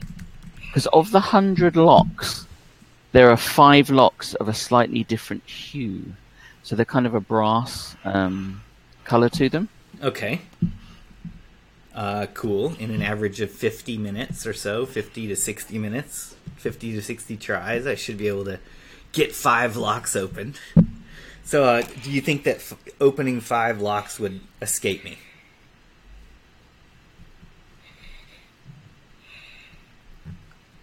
Is that what I deduce? Is that opening 5 of the, of the 100? You figure that these 5 locks are key to opening the cage. All right. I will remove my hide armor to improve my chances of opening locks. Then. That'll bring it up to 25%. Not too great. All right. Well, I'll try to pick one of the locks. Yeah, that's 1/3, son. Sorry, my typing's terrible. All right. Looks like I got 1 lock undone. Yeah. So the lock pops open and it falls to the ground, and the dragon watches you. Naturally, I use my... I don't have any real smarts here. My best smart would be perception. But anyway, I've narrowed it down to 5 locks. I guess I try to, strategically choose which the most advantageous next lock to be would be, and then I'll try another lock. Is there a rule for take 10? So you can take your time and... I know there used to be in one of the D&D. I think it's just a DM discretion thing. I think it's like, the DM could give you a bonus if you say you used a certain tool or took extra time or something. In this case, I just use my best thief tools that I have. I don't have anything extraordinary. I had a 25% chance and I rolled a 28, so without a bonus, I failed. Okay, so the dragon... Let me see. We heard him say that about your friends or whatever. What, Jason? We said him say, get out or when your friends buys a farm, right? Yes, I heard him say that. Just making sure. So I'm trying to rapidly escape from it. Kind of like, So the dragon notices... You fumble with the lock doesn't spring open, and the dragons can grin. They grin in a horrible way. Yeah. And as you fail the lock, it swipes at Road with its claws. Oh no! I cast knock on the lock. Cool. That only opens two locks. Okay, I was thinking of that. Right, so we'll do that after we resolve the damage. So I think there's 4 locks left that I have to get. I've got 1 of the 5. Oh Jesus Christ! You take 10 damage, Red, as you're struck by the dragon's claw.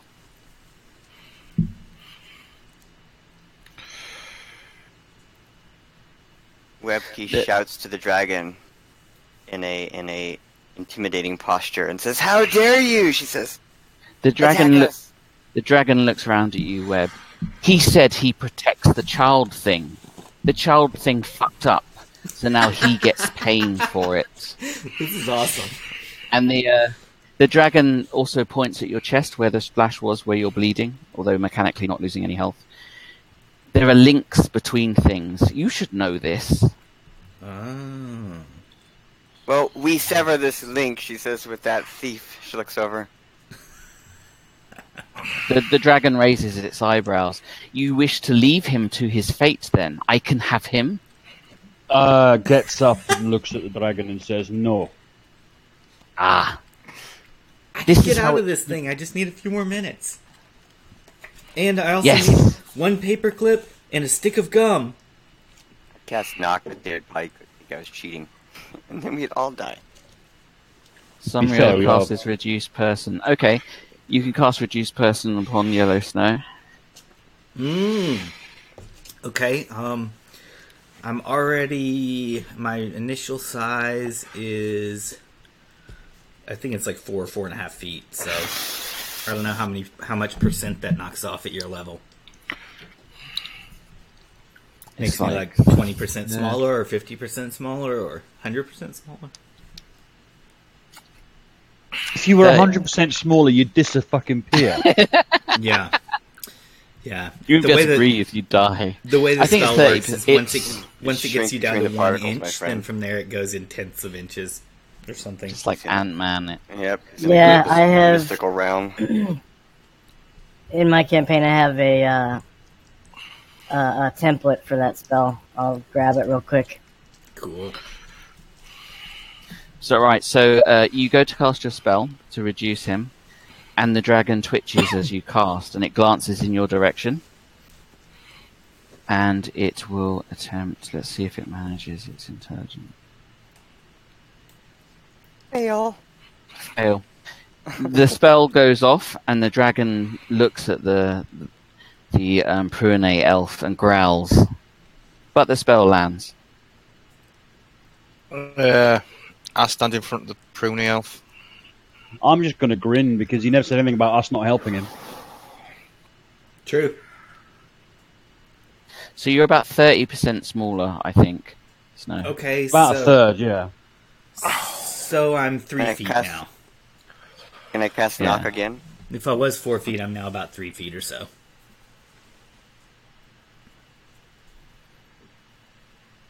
The dragon looks round. Go on.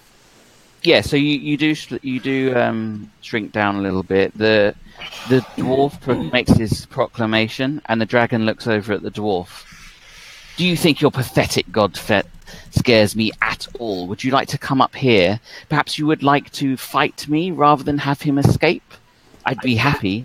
I'd let you have the first attack, my tiny little friend. Well, if he has resistance of any sort, you should roll it, and if he doesn't or he fails, you should roll a save versus spell for him. Oh, you're casting on the dragon? Gorbin is casting Enthrall. Ooh. Oh. All right. He made his save versus spell. The dragon sort of stares at you for a moment and then shakes its head. You'll have to be smarter than that, dwarf. Why don't you come up here and fight me like a dwarf? Or are you a pathetic little elfling flinging spells around? Webkey's gonna back up. I'll get through your puzzle very soon. I'll get through it very fast. What's another word for pirate treasure? I like how Wilhelm and 5 Samson letters. are just like chilling. Going Yeah, down. It's got a vowel. That's a whole lot. Is it in the air? No, it's sitting on that rise. How windy is it? I would say it's fairly windy. There's always quite a wind across the tundra, so it is fairly windy, yeah.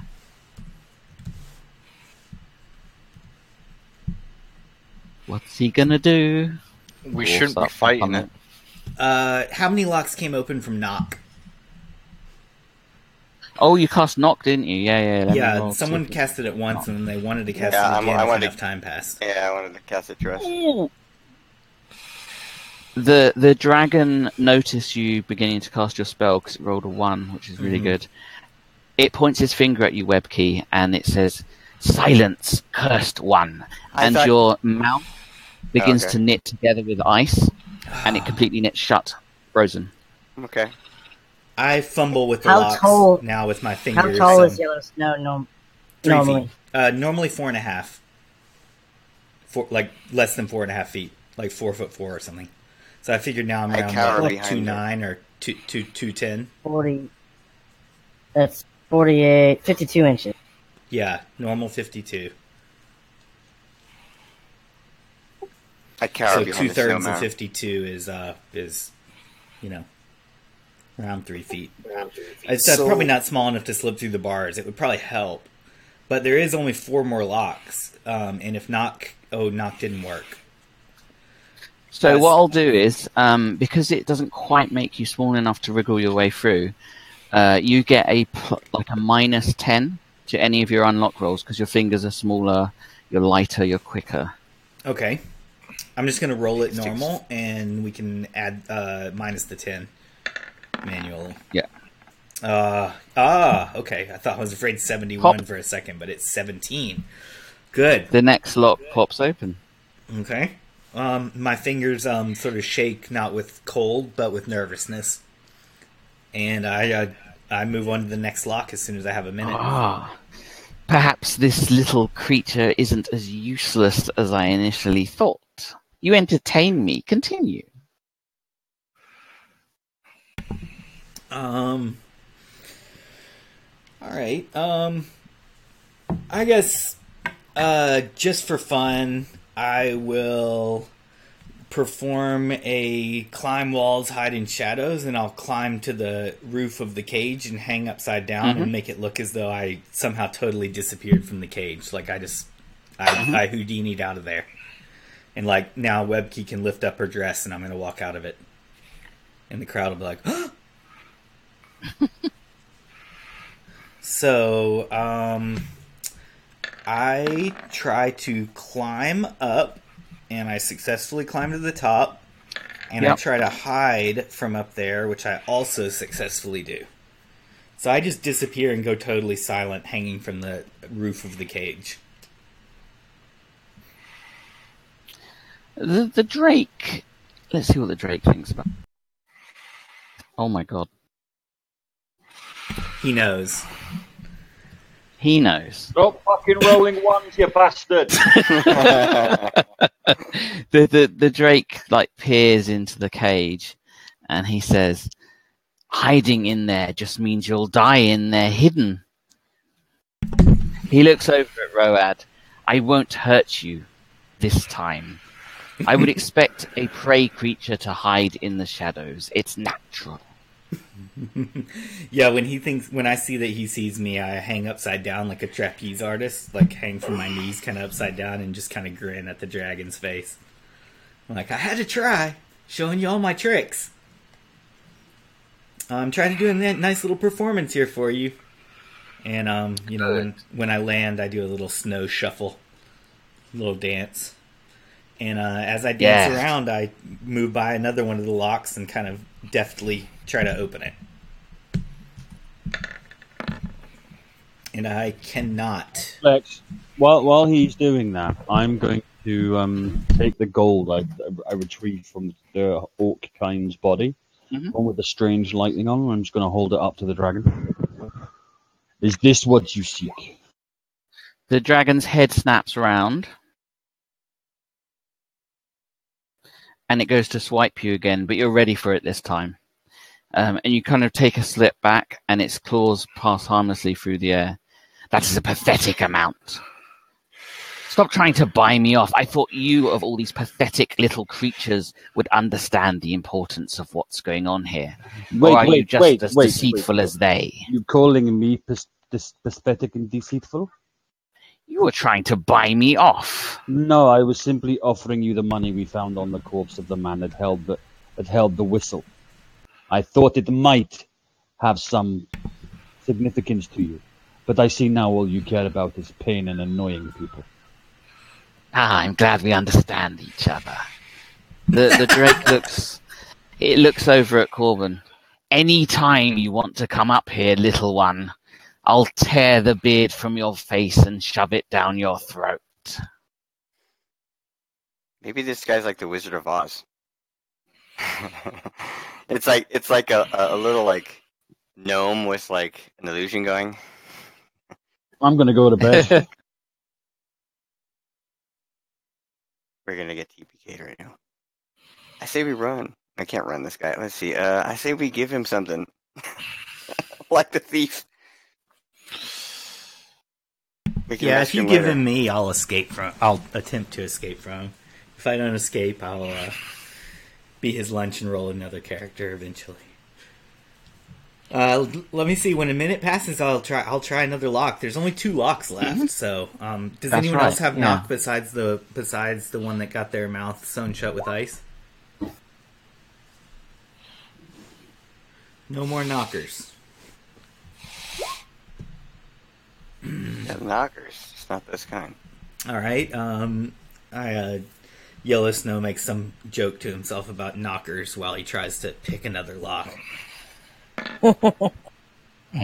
Again, failing. Concentrating too much on my stage performance, my stage presence, dancing and trying to tell comedy and things.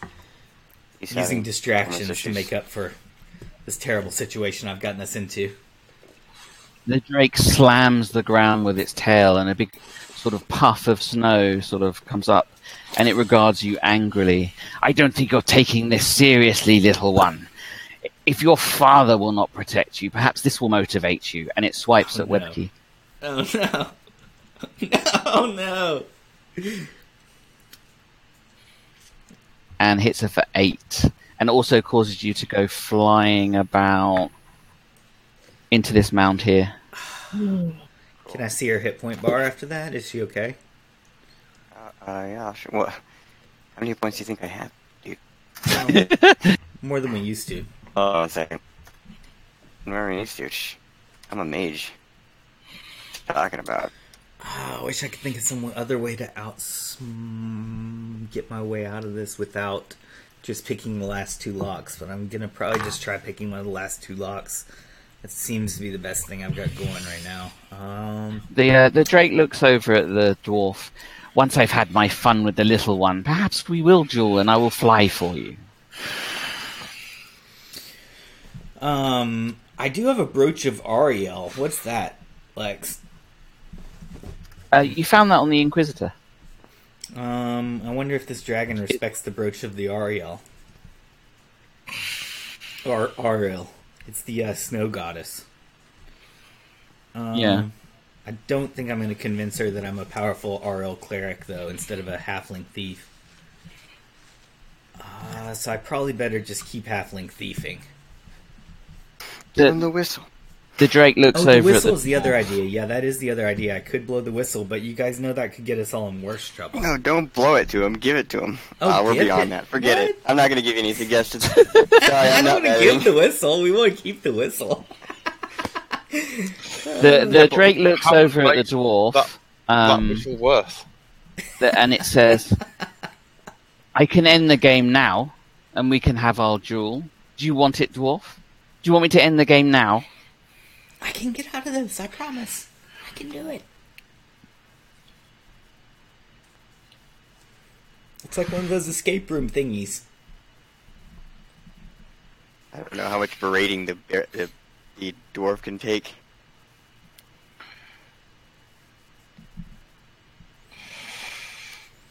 Dwarf's responding in text, so let's get those in there. Take flight, worm. I don't know if clown voice machine wants to do them, or you can if you want to, Gargamon. You can do the math. I'm going to do about 30 with my other mage in damage over 3 rounds, so you are? I can't have more. Probably, and then Royad will probably do like. Who be the coward now? Ye be wanting games over a true challenge? Ye be taking flight and seeing me God's true power, and ye not be killing me friend afore I deal with ye. Yeah.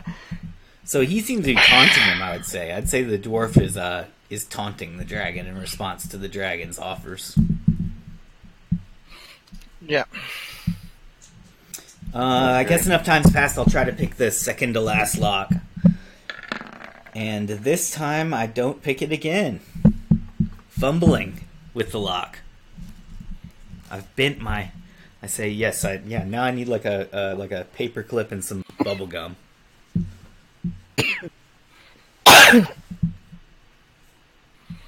The dragon notices you screwed it up really badly. You are not taking this seriously at all, it says. And it takes in a small lungful and blows out a breath that will hit everyone in this cone. So you all need to make save versus breath weapon. From everybody apart from Webkey, she's out of the cone. So sorry, you all. And also apart from me, right? Looks like I'm not in it either. No, you're not in it either. Well, I know what the wizard's going to do next round. He's going to magic missile for sure. Because it's on now. Oh, I know one thing I haven't tried yet. Let me check what percent this would be worth. Hold on. I can do 30 over 3 rounds. Dodges Or I it. could do double that. In bars with So- gates. It's the same percent, though.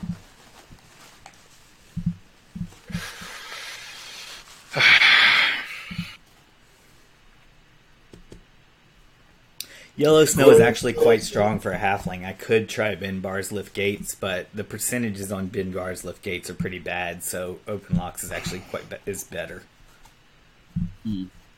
Only by a few points though. My bin bars is almost good enough to be worth it. Try it anyways.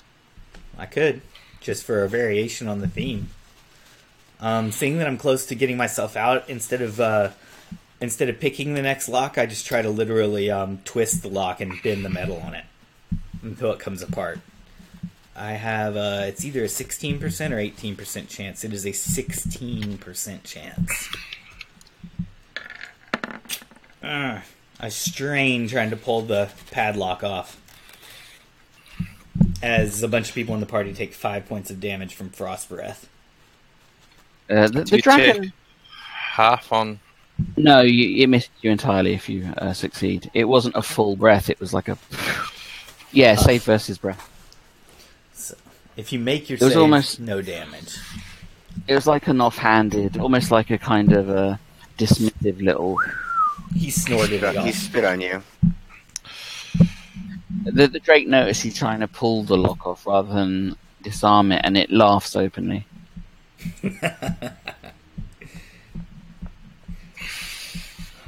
Well, I can do it sometimes.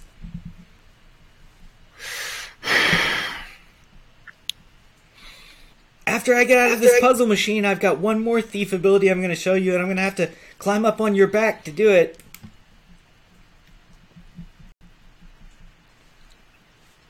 And I'm sure having used its breath on things before, it definitely would notice that it did not affect Gorbin at all. Because he made his save, or he's like immune to stuff like that? He failed his save, but the Endure Cold, Endure Heat spell that he had earlier, when breath weapons are used on the person, it cancels the spell, and they also ignore the first 10 points of damage. Cool. That's true. I'll try a lock, but there's 2 locks left, so I'm trying to pick a lock again. No pick. I had a series of early successes, and ever since then I've started fumbling. The Drake. Oh no, sorry guys. It moves position, and then how many in range? 1, 2, 3. There's 5 of you, so we'll roll.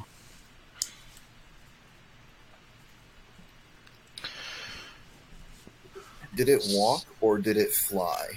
It leapt off to the side. Okay, you need to give me a moment here. I have to find it again. Mm-hmm. Because this spell only requires a gesture, nothing more.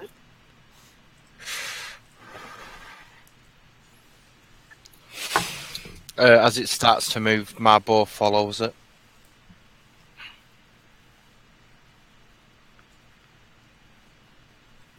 So, on this scale, Lex, Mm-hmm. you said the wind is blowing. Is it none, light, moderate, strong, or very strong? Moderate, I would say. That's cool. So, with a gesture, Gorbin brings into effect a column of wind blowing down to pin the dragon to the ground. Okay. Cool. I mean, I don't know how strong a moderate wind will get them. I mean, it's a very vague spell. Okay, so I will say... It's wind column out of spells Yeah. and magic. Okay, so yeah, your wind appears, and sort of as the dragon lands, it went to swipe at Sun, but because you slam it into the ground, it doesn't manage to attack. It has to brace on all four of its feet and its tail as well, and its head snaps over to you, and it hisses angrily. It doesn't strike anybody. I think it's on.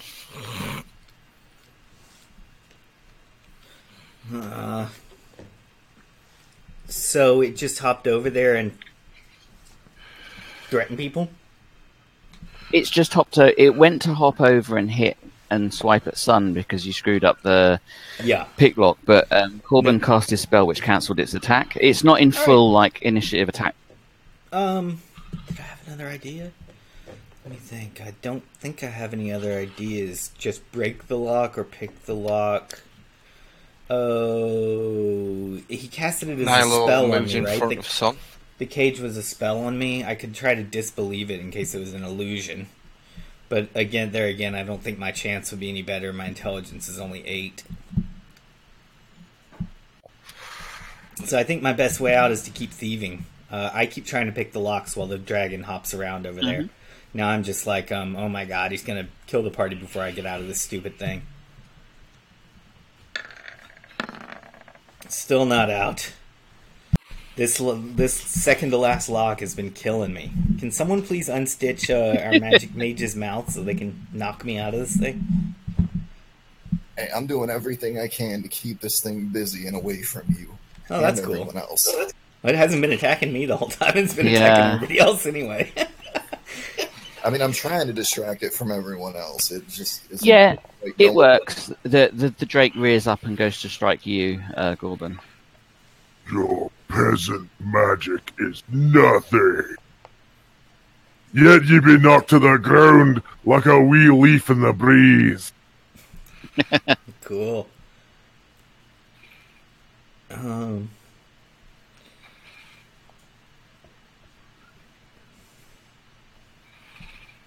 You silly ice drake, stop taunting my friends. I shall be out of your puzzle trap in no time flat. Did the Drake do another attack so I can do another lock? Yeah. I think he did. And I fail again on this frozen second to last lock that's nearly impossible. Thinking I've got the wrong lock, I switch to the other lock for my next attempt.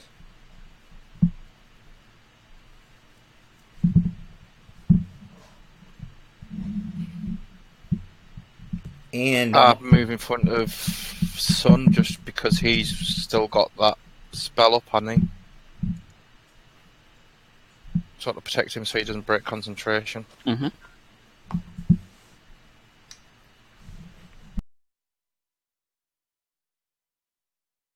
You're Gorbin, you're chanting to your god. You feel that rush of faith that you get, and the dragon misses you entirely.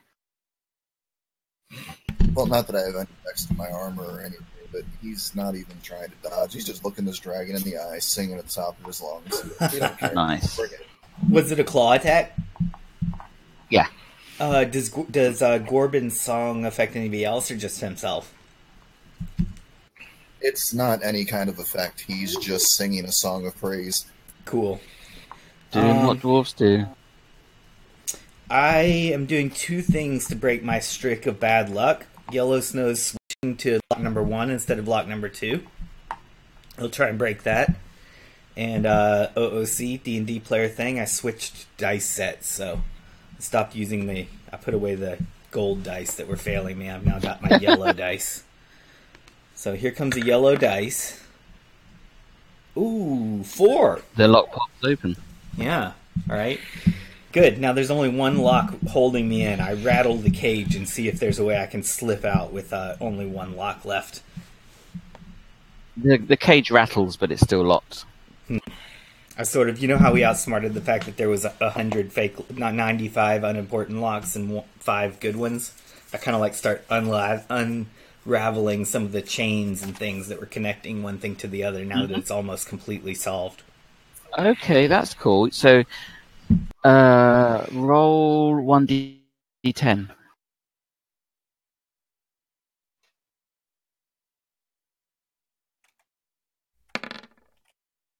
So you get your -10 for being smaller, and you get -8 because you've made it easier by unraveling things and making it clearer. So -18 off your roll. All right, here's my last picklock roll, hopefully. Yes, that minus the 18 would be a good success.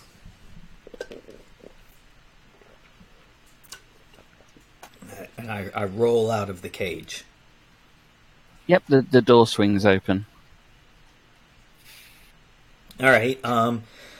Just as I get out of the cage and roll into the snow, I turn around. Of course, I'm only about 2.5 feet tall right now, and I stand with the snow like kind of up to my knees, and as hard as I can, I try to disbelieve the cage, and I just kick it, thinking that I won't stub my toe if it was an illusionary cage.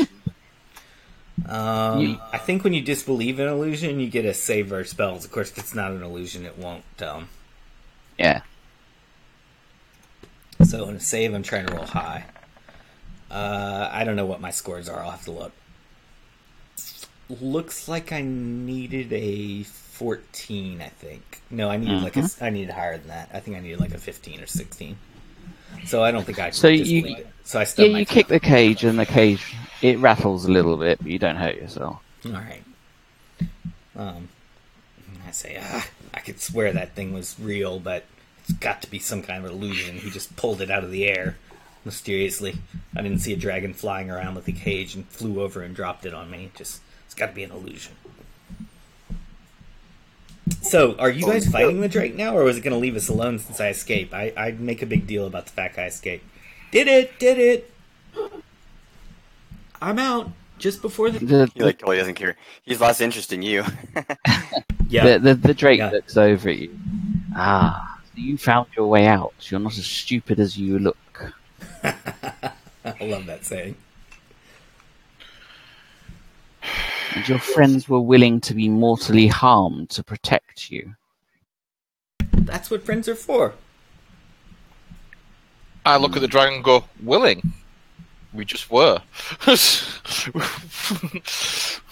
I'm willing to be mortally harmed to protect them. Like looking around.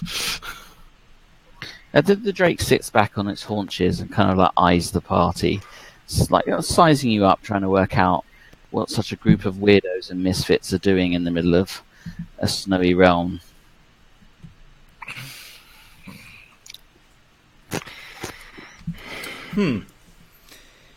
He's a devious Drake, but can't tell if he's downright evil or what. Does anybody want to tell him what we're doing in this realm?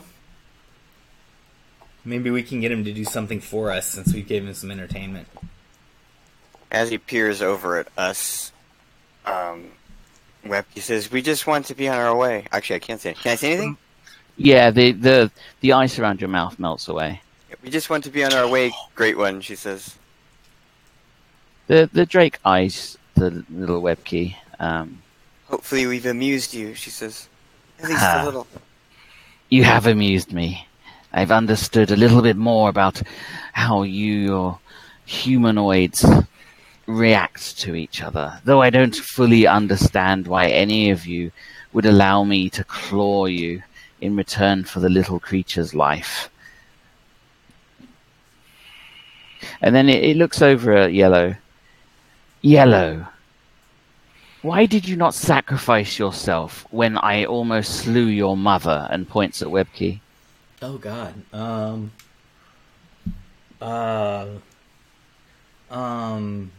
I did what I knew Mom would want me to do.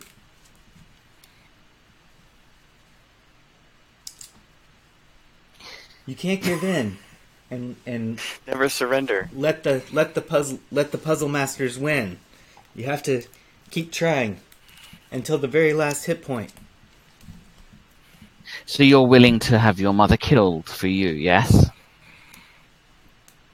No deal. You can't trick me into saying that I agree to that. Oh, I'm not saying I will kill her yet. I'm just saying that you were willing to continue to use the locks, whether I slew her or not. I see. What you do not understand as a Drake is that me as a ice halfling, I always think there is a chance. Against all odds. Blissfully ignorant of reality. This I understand. It has fueled my people for generations. And this comes from a Drake with the delusions of grandeur. Oh, you're going to taunt the Drake. The Drake looks over at the Ranger. I am not deluded, little one. Are you not? I was happily going about my business until the small, scared unlocker of locks called me here. I go to get the whistle from him. What? Why do you want the whistle? We need to keep the whistle. Give me the whistle. Let's keep the whistle. Give me the whistle. We need to keep the whistle. It could be valuable. She starts fighting with him. Give me the whistle, she says. Starts yanking at his wherever the whistle may be. The Drake watches you wrestling, like, curiously. Give me the whistle, child. She says, be obedient to your mother. I give Webkey a different piece of metal from my thief tool set, in hopes that she'll take it in place of the whistle or think that it is the whistle. Right, with her intel. You could do if you do a successful pickpocket check, you could slide hand it to her, and she'll be like, "Oh, whistle." Nope. Hell no. Here, have this piece of crap. It's amazing how good our rogue is. Apparently, he's very useful. I mean, I guess she snatches it out of my hand. Well, I don't know. I mean, I'll try. I'm just saying. Well, I'm not the GM. I don't have absolute power. I'll do my best. I'm definitely not going to fight you. You can roll off dex, and whoever rolls the lowest dex gets what they want. I have dex of like 17, I think. And so I beat my dex by 15 points. Okay, I beat mine by 3. Yeah, he's able to seclude it in one of his many thiefy pockets. Give me the damn whistle, Cecil! Are you charmed or what? We don't need to give it to the Drake. Just trick the Drake into going away. We'll use the whistle to summon something else later. Oh, I slap him across the face. Forget that. Oh my god. Yeah, at least explain your strategy, Mom. Dexterity check, right? To slap him across the face, right? Yeah, you can slap him, yeah. It went from an attack roll to a dexterity check when it came out as a win. Yeah, I'm just kidding, man. I'm kidding. She takes a swipe at him until he misses his head. You can slap me. Yeah. I don't know.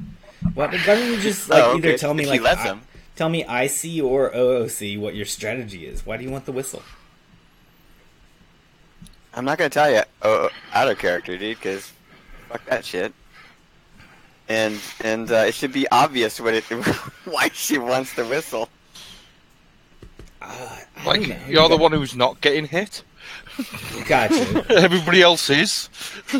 Well, I think Why do you think she wants the whistle? I think the dragon said that it would stop punishing you guys if I could get out of the trap.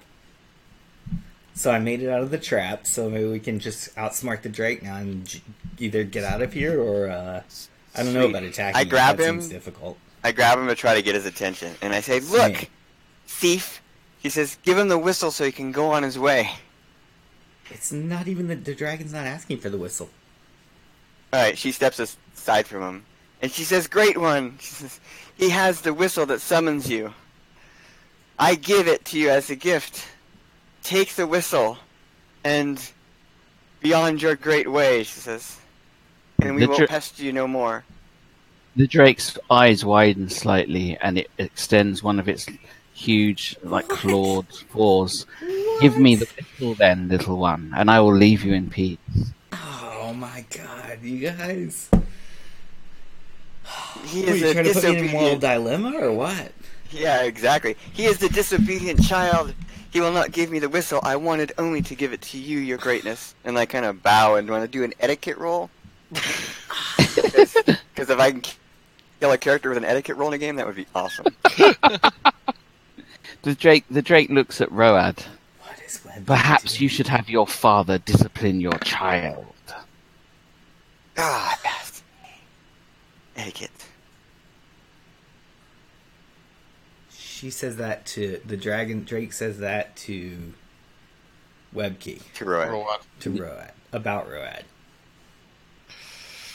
So, No, you mistake, she says. I'm giving you our child. She says, you may take him and the whistle. Is Webkey doing this? I just got slapped for half my hit points. I got slapped for half my hit points, like literally 20 feet in the air. Yeah.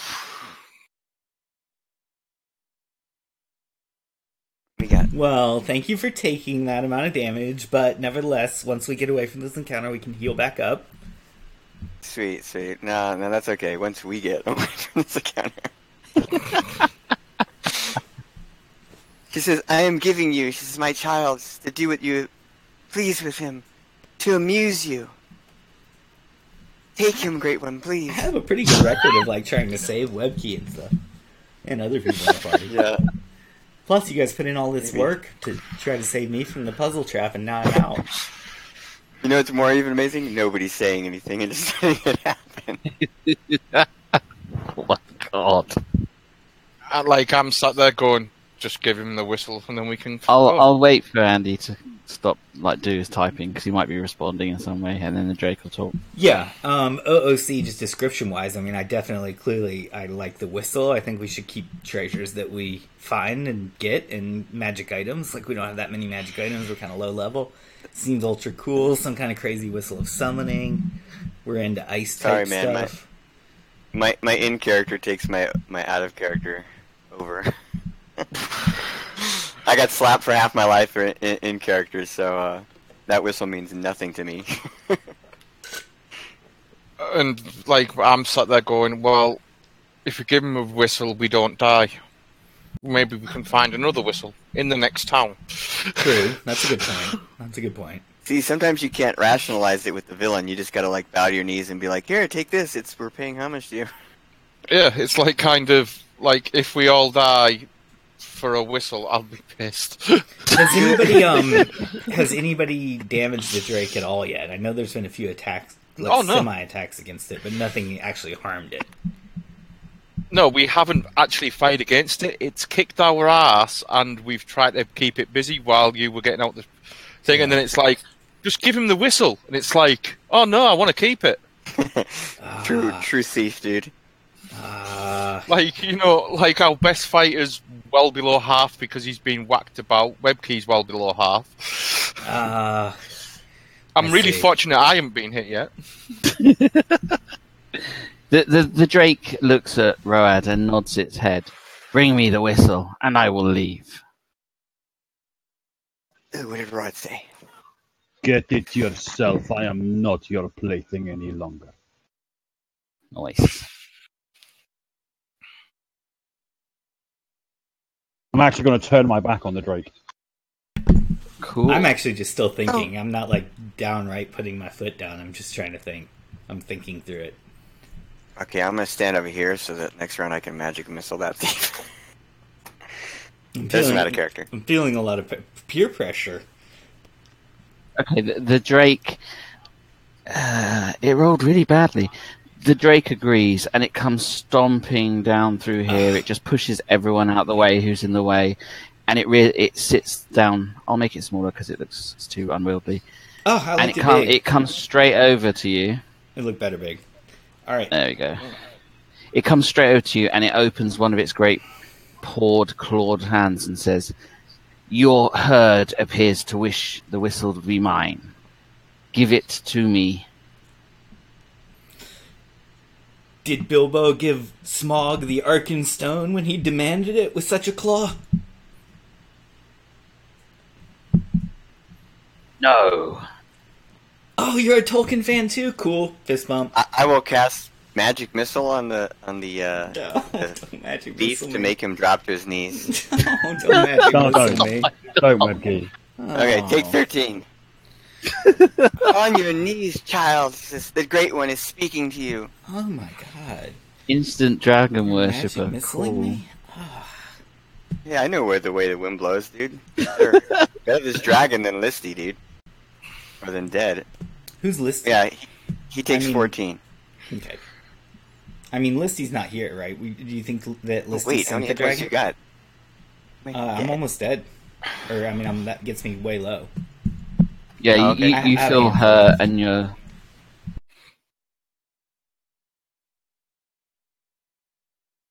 It's all part of the show. We're just, convincing the dragon. We get XP for him no matter what. Defeated, right? Survived. Mm-hmm. I love playing thieves. There's always that moment when you're like, let's put the shiny. Does he give it to him that round or no? No. Okay, fine. I cast another magic. No, well, I get a if it's that, then I get it. Obviously, No, you don't need to know it's coming. You said that was. No, I'm gonna give it to him that round. In terms of once you did one magic missile, that takes one round for you, so I get to do something on that round. I know. So what do you do for the round? Do you give him the whistle? No, I don't give him the whistle. I mean, I guess it's between basically like run away or hide in shadows or like counterattack or something, which I don't want to do. Just dance in front of the dragon. I'm gonna hide in the shadows, right in front of the dragon. Yeah, I guess I'll. Yeah, all right, fine. That's a good point. Yeah, that is the best way to do it. So I'll run between the dragon's legs and try to hide under the dragon. So the dragon won't be able to see me because he'll have to dip his head between his front legs, and the party won't be able to see me because I'll be under the dragon. So. Oh, did you cast that, Gorbin? I just got hit by the magic missiles, but that doesn't disrupt You did, me yeah. Oh, yeah. God. Oh, he's trying to put me to sleep.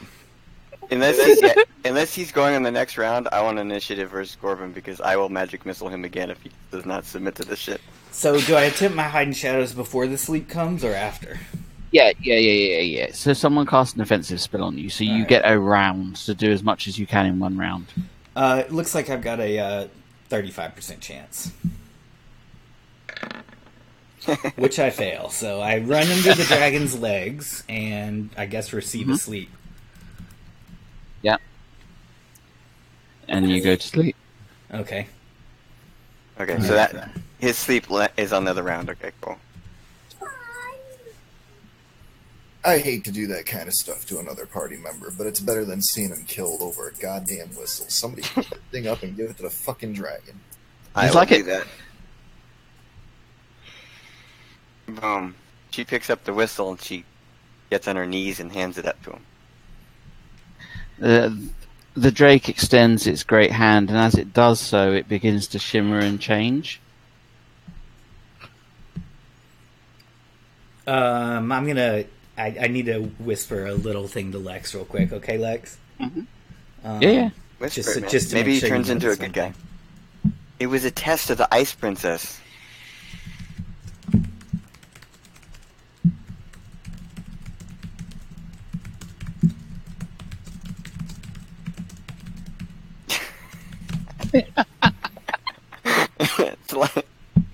Oops, I sent to Webkey. I sent to Webkey by accident. Thanks, man. It's like, that fucking bitch, Webkey. Why is she doing this to me? Oh, no. I just made a friend, an ally. I would have made a friend the first round if we just given her the damn whistle. Maybe. I could have socially ran it. Yeah, I whispered you, Lex, just for a heads up. Okay.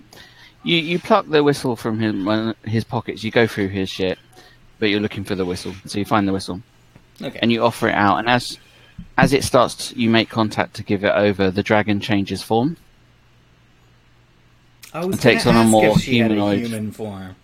Yeah, I was thinking about RPing and asking her that earlier. Okay. There she goes. She takes the whistle. Thank you. Much obliged. And she lifts it to her lips, and she blows it. The sound is like the sound before, but more discordant. There's a sharp edge to it. Everyone who's got very high perceptive levels kind of puts their hands to their ears. The elves do, Road does, Webkey does, Actually, I think everyone would do because you're all fairly perceptive, I think. And as the chord comes to an end, the sky above you grows dark. It starts to grow dark extremely quickly. So over the space of about 30 seconds, it's as though the sun has disappeared. You've got that kind of half light, and there are shadows all across the land from this kind of like half light through the clouds. And you can see in the clouds themselves are arcane runes start appearing all over the clouds. And she says, "Thank you, little mother. I'll be on my way now."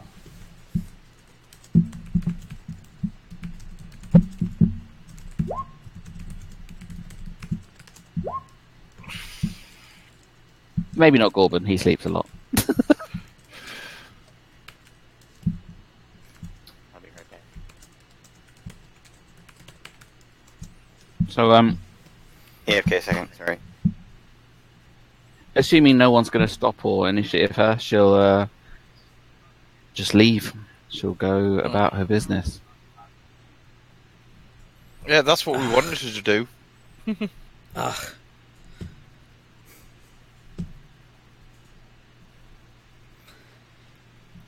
Just giving the nuclear weapons over to the enemies. When she gets about, how many feet is that? It's like 100 feet away. She changes back to her true form. She spreads her wings. She beats them once against the ground and she lifts off into the air.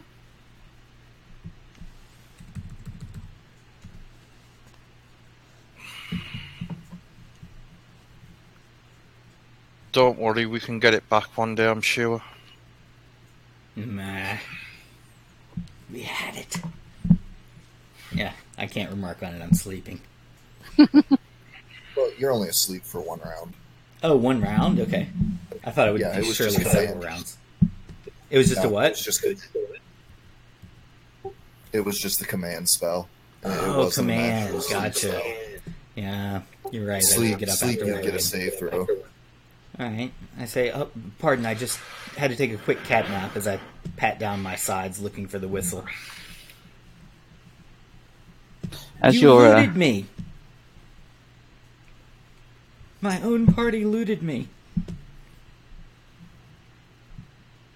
As you're sort of walking away, Road, and grumbling about the damage you've taken, you sort of glance up at the sky and you see these arcane runes moving across the clouds. And as you look a bit more carefully, and everyone starts to notice this, you see shadows above the clouds. Many, many shadows. There could be 100 plus, and they all are the shadows of dragons. And all of them are flying towards the southwest. Sweet. So we gave her the whistle of dragon summoning for a dragon moot?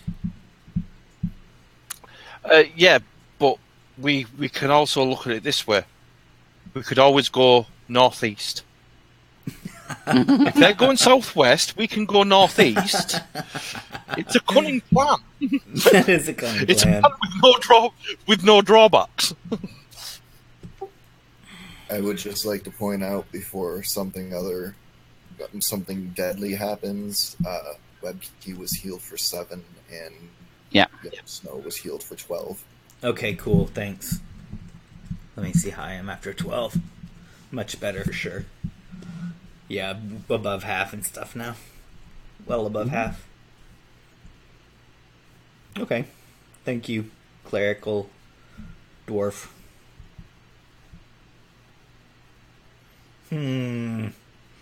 Alright, that was a weird, unexpected encounter. Who knows? That was a weird one. Ice Drake? Does look that way. That was an interesting one. Just imagine if you hadn't blown the whistle. I'm back. Sorry, I had to help somebody find the movie. Okay, so you guys defeated the Ice Drake, and will receive XP equal to it, and it's an absolute bucket load. I wasn't expecting you to roll 99 or 100, but you managed it. 98 and 100. So the sky above you is teeming with drakes. Ice drakes, absolutely teeming with them. And they're not paying any attention to you. They're quite high up, but you can see their silhouettes against these unnatural clouds. And I have now a ton of prep work to do once you get to the town. Sweet. Hopefully they're thankful of us. So what I will do is I will give you XP for the Drake. I should have asked her name to see if we could summon her again. So that people would know that we're like, I don't know, the minions of Ice Drake Queen or whatever. So that Ice Drakes would leave us alone. Well, I mean, you could call after her when she was walking off. I did kind of run out of the room kind of quick. I don't want to meta, I guess. It's all good. Oh, hey, you were gone. Webkey was healed for 7 hit points. Sweet. I love the So, dwarf. feed the Drake and those underlings. Underlings weren't worth much. The Drake, however, I might be level it's 4. worth a lot of XP. Defeated the Drake. Counts as a slaying as well, because you defeated it utterly, even though it got its own way. Sweet. Wilhelm and Samson show up afterward. Samson's like, I do say that was a close one. It was really, really close. And we killed a bear. Oh my god.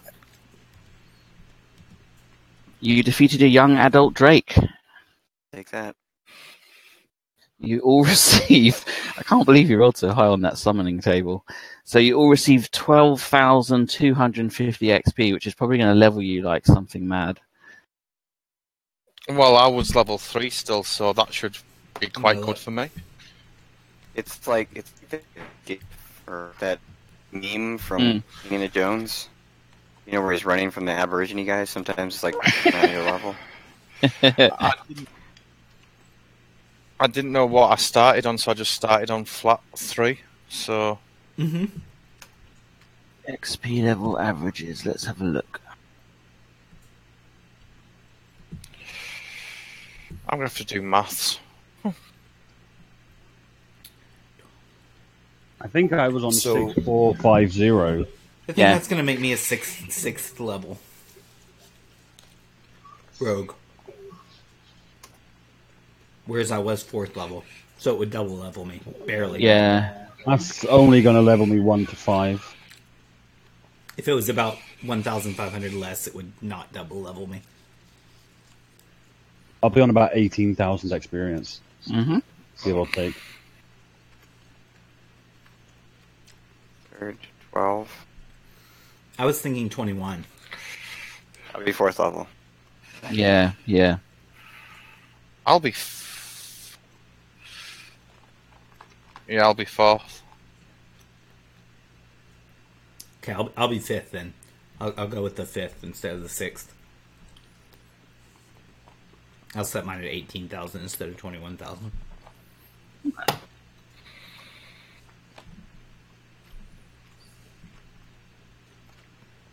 I am. Good God.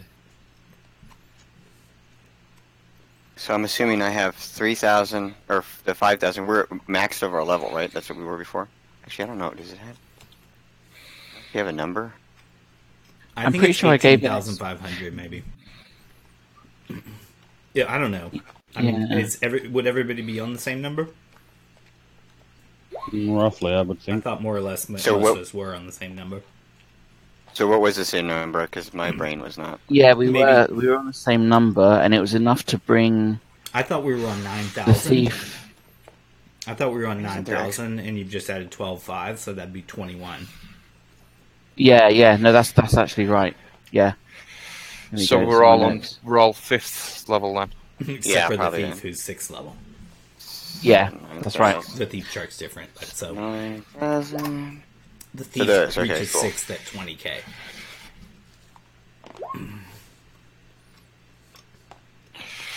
So I go from 3 to 5. Not too bad. I'm level That's 8, awesome. You get a bitches. lot of hit points. Do you have a good con, Steven? Steve? Nah. Shame. I get 12. Shame. I've got 36 now anyway, so... Yeah, you've got good hit points anyway, but...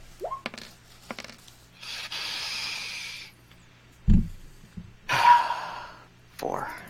Okay. It's more matter hit and shit that'll be better. That will be better. Two better.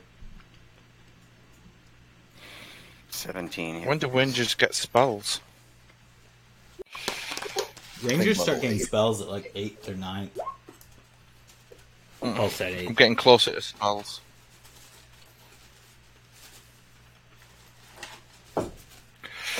Yeah, I get one at 8th.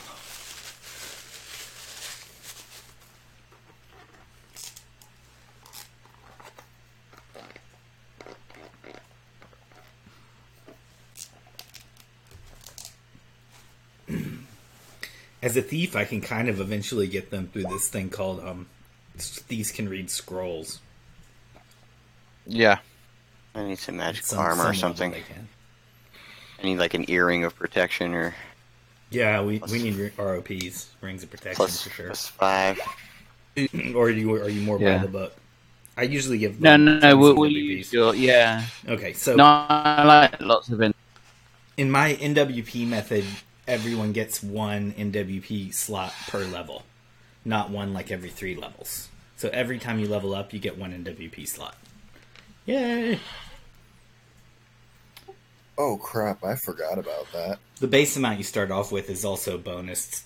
I mean, it's a typical optional rule, but you can use your number of languages added onto your base amount. Do it all.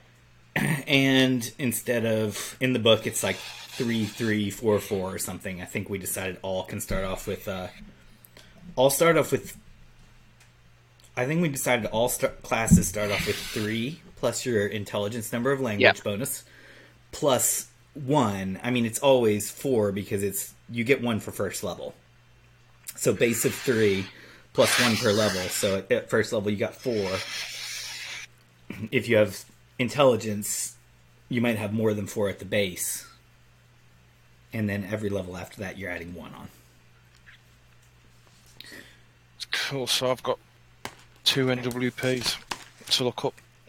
Yeah, I gotta look up a few, I think. I'm still sorting mine out from earlier levels that I didn't have straight.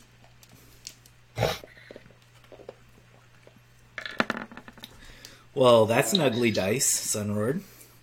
Black on black. They need to fix that. They need to make it white numbers when it's a black dice.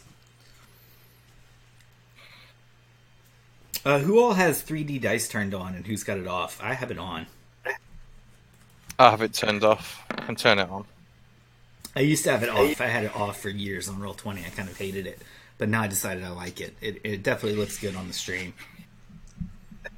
I have it off only because it doesn't show up on the stream when I roll mine. That's interesting. I have it off because I'm a complete and utter twat and I don't like it. That's fine. Or at least I've never noticed it showing up on the stream, I should say. To be fair, Andy, you're really not that bad. Oh, thanks, Gold. I appreciate that. We'll keep you. Take out the word utter, maybe. No, I like the word udder. It sounds better. You like to be a specialist, don't you? Yeah, I do. I'm a whole special level of bastard. All right, hit points here. Okay, so level yourselves up. Let's see. This changes the campaign actually quite a lot. Yeah. Well, you will fucking throw dragons at us, mate. No offense. I found this little this summoning table, right? And it's got everything from a kobold up to like drakes. Yeah. And it was like 98 to 100 was Drake, and everything else was like other random stuff. And you rolled a Drake, and I was like, fuck. And then I was like, okay, what kind of Drake turns up? So I rolled that, fuck. I was like, maybe we get a nice little one. I was like, shit, what kind of personality? Oh, okay, it's one of those. So I thought, okay, it'll test someone, and then we'll see what everyone comes up with. And Gold came up first, so we gave them a... I got the test, the puzzle test. Yeah. So you gave the whistle to this Drake, and she summoned her dragonflight into this realm. So that'll be fun, won't it? So No, really I actually class them as allies now, so we're all good. Yeah, no, but just Viva the Revolution. If they're not fighting them, they're not. If they're fighting them, they're not hunting us. Mm-hmm. And honestly, we gave her the key to summon them. She shouldn't be worried about us. We might even get a reward out of it later. Yeah, she looks fine. That'll do.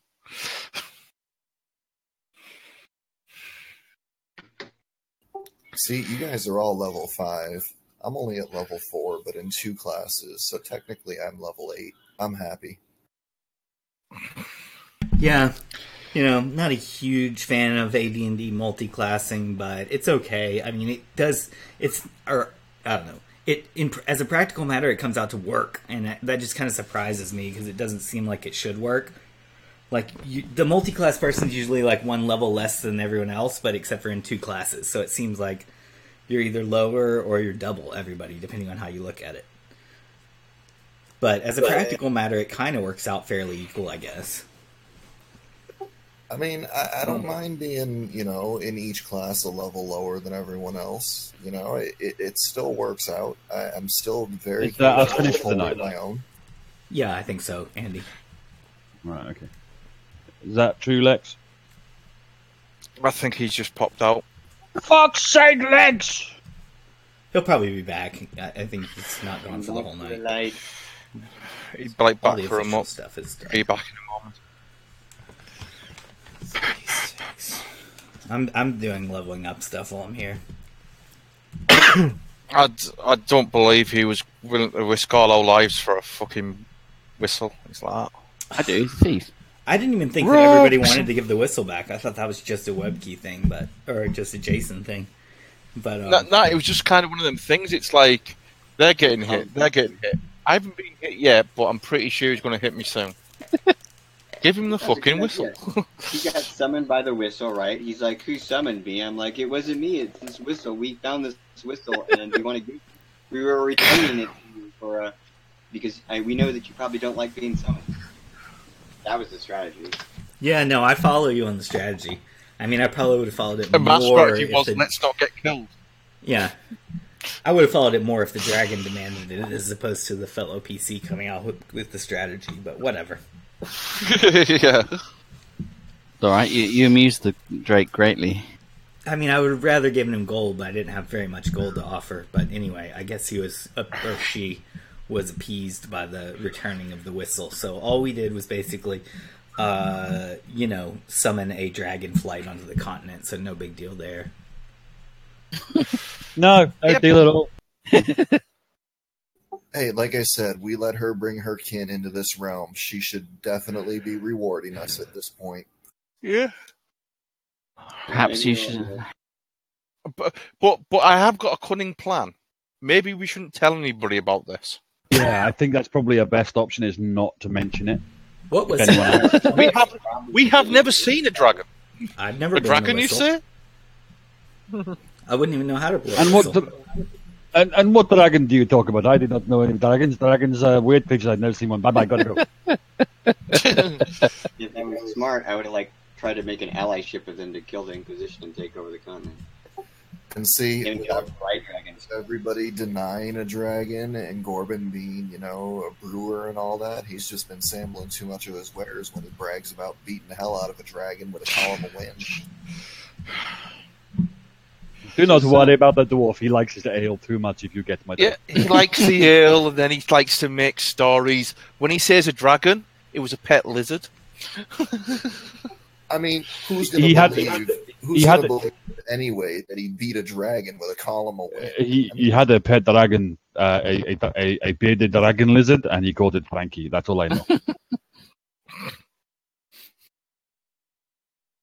Stop asking me questions about dragons.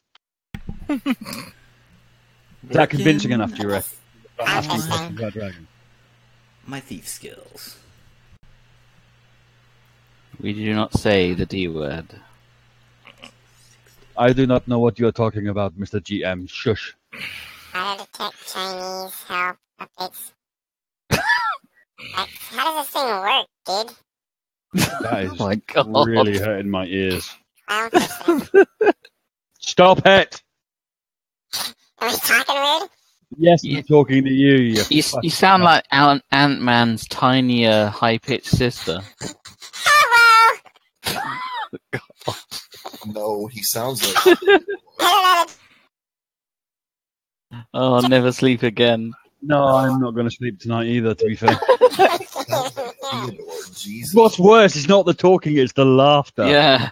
It just sounds so fucking insane. I really need to start playing with my voice changer. Do I want to be a snowman? Not really. Exit. Okay, I exited it, I think. Did that stop? No, it didn't. Nope. Please don't be that annoying. Just please. You're feeling thirsty, very thirsty. Thirsty. Do you know when you want to put your hand down a throat to strangle somebody? Yeah, I've done that a few times in the last 24 hours. Alright, I can set it now. See, the thing is, you can't hear yourself like we hear you. But go back and listen to the stream and hear how annoying that is. Oh god, I gotta get to the stream. Yeah, it's still on stream. Where's my Twitch at? There's my Twitch. Yeah, we're still going. Oh my god. Do you want to build a snowman? It's gone off now. I punch It you in went the off? face. Yay. You kind of sound a bit like a chipmunk there. Hey, clear effect. Okay, inactive. There we There go. you go. Yay! Oh wait, where's my thing at now? Oh, Now no. you're back to normal. Yeah, it's truly annoying. I think it's pretty cool. It is cool, but you still sounded like Theodore from Alvin and the Chipmunks there on that last one. Is there a way to be able to hear yourself before you speak? Right? Say again? Is there a way to be able to hear yourself before you speak on this thing, I have no idea. I don't use it. son? Lex, You rang? guess what? What? Warhammer Bromley's recruiting. Really? Yeah. Come work for them. No, I'm talking about you. I don't want to work for them. Fucking hell. I got turned down by the area manager. I ain't got no chance. Oh, he hates you, doesn't he? I forgot. An absolute knobhead. Oh, God. Such language. So, for next week, I will prepare the town and the consequences. Let's see what's left of the town. Maybe they're friendly. You don't know. Friendly Maybe they're dragons, happy my to be fat free. rectum. Maybe they're like, we're free, let's make friends. Somehow I doubt it. Let's socialise. Here, microphone. Do you know we were going towards that town? Do you want to go anywhere else? No, Let's not go- really. Let's go to the thing of the Inquisition or whatever. Just to see Yeah, if the let's Inquisition let's just hand ourselves in and say sorry, we did it. Oh no, I wouldn't say we did it. So But- you seem to have a dragon problem. Do you want some adventurers to hire? We bring them the thief and say he did it, and then they could tell none of us are lying with magic, and then they'll be grateful. In actual fact, I'm pretty sure that everybody here heard me not telling them not to do it. To be fair, I think it was my fault 'cause I told them to blow the ruddy whistle. But I'm not going to complain. I blame the dice roll. Yeah, I'm not bothered. Oh, the dice gods always fuck here, don't? This is true. I got to hit things this week, And you actually hit them, yeah. and I killed stuff. Hey, I'm getting better. Not as good as me, though. Yeah. I've actually just worked out that I've actually been rolling without Thaco for the last 4 weeks. But it's all right. I've corrected that issue now. Instead of being only +3 to hit, I'm +6 to hit now. So Good. Good to go. My Nice. backstab increased to 3x instead of 2x. You should always try and backstab with a polearm. I think my guy's too short for most pole arms. Okay, then get a polearm, cut it in half, job done. Yeah, that would work. I have a couple of poisoned short swords. I have a dagger, and I have a short bow. Well, I mean, technically, you could use pole arms. I'm sure there's a smith that would make a halfling-sized pole arm. Which, let's face it, is probably just a battle axe. Let's be honest. Well, I mean, because, think about it. Those ogres, they're not using normal-sized short swords. That's probably like a bastard sword or a two-handed sword to a human. Yeah. But to them, it's a short sword.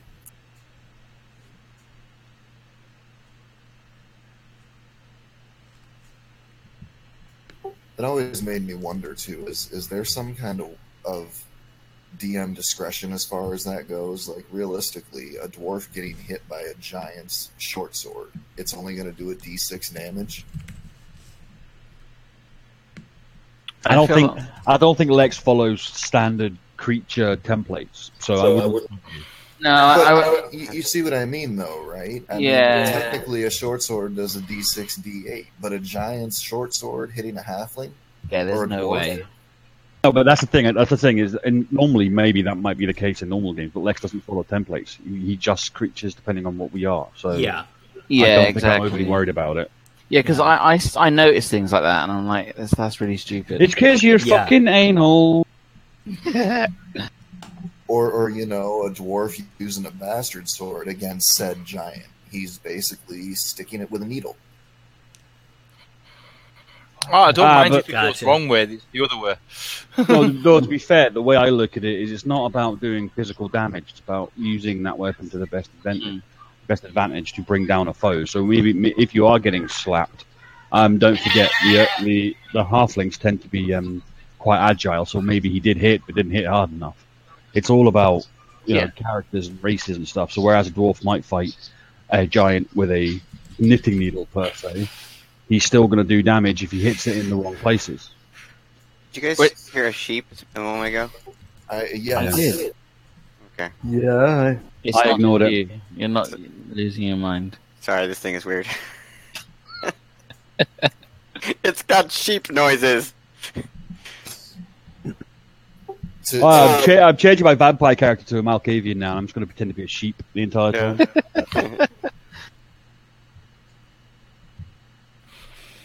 Yeah, that's definitely his next move. I wonder if I could play music through this thing. Oh God! Was it thunder or a gunshot? I don't know. I don't know, but somebody fell over in the field next to us. I've never found any of these to be very good. You do realize you're still doing all of this through the stream. Yeah. Am I? Yeah. Oh, yeah, it's still going. Oh, am I sound funny again? Did that turn back on? No fucking way. No, you're the same. No, you're clear. Okay. But all your weird noises that you're making with I just made one. I just made the sheep noise. That was all over stream, mate. That was Sun. That's good. We need more sheep. I was just exploring the Meh. Meh. Hey, look, Meh. voice Meh. This is a simple program. Oh, I am so hot. I think I'm going to disappear because I am dying here. It is really hot here, isn't it? Yeah, I'm gonna. It's almost 90 Fahrenheit here. Well, look at you. All right, boys. Well, I'll see you sometime during the week. Oh, yeah. Okay, peace. Trust me, it's not fun. Even with 2 air conditioners going, I'm still sweating my balls off. Any favorite NWPs for rogues?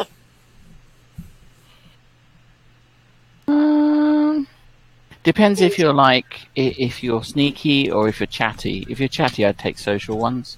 If you're sneaky, I would take anything you can think of, like sleight of hand, like bluff, like hide in shadow. Not hide in shadows. Like you could take one like escape artist, or you could take contortionist, so you can squeeze yourself into little places and get bonuses on hiding and stuff like that.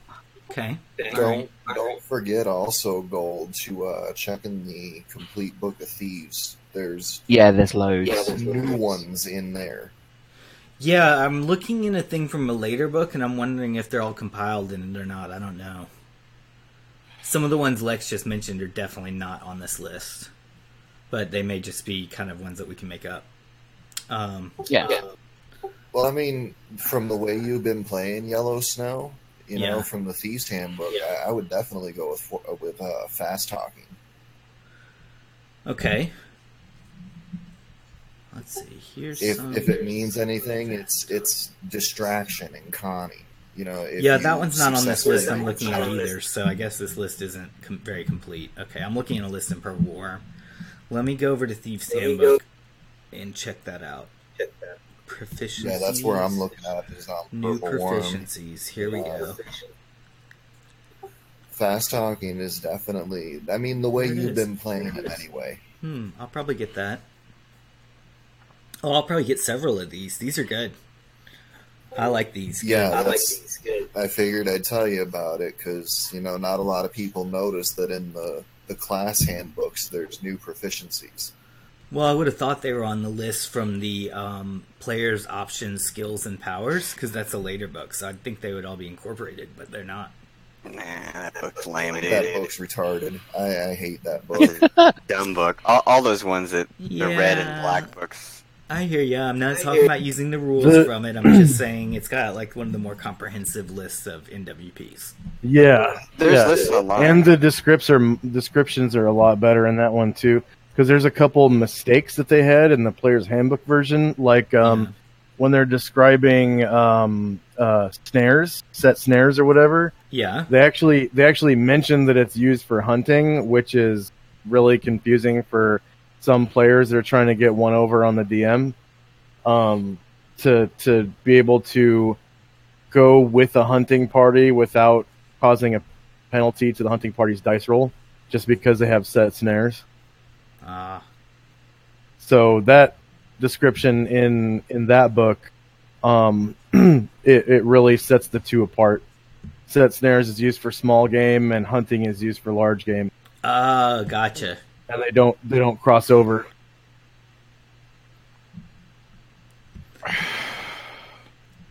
Okay, well, I'll see you later. Yes, indeed. Okay. I'll see you guys next week. Yes, thanks, Lex.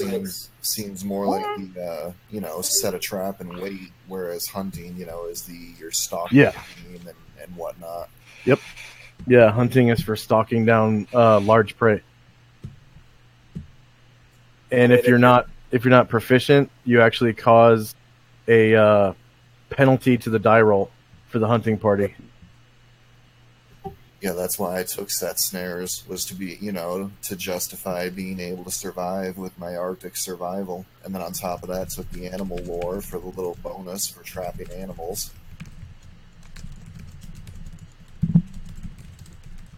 Go set my snares, huddle up inside my tent, and wait for food to come to me. I might actually get both of those.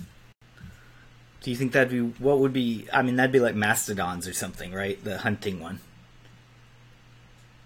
Yeah, hunting would be like deer, bear, seals in our environment anyway.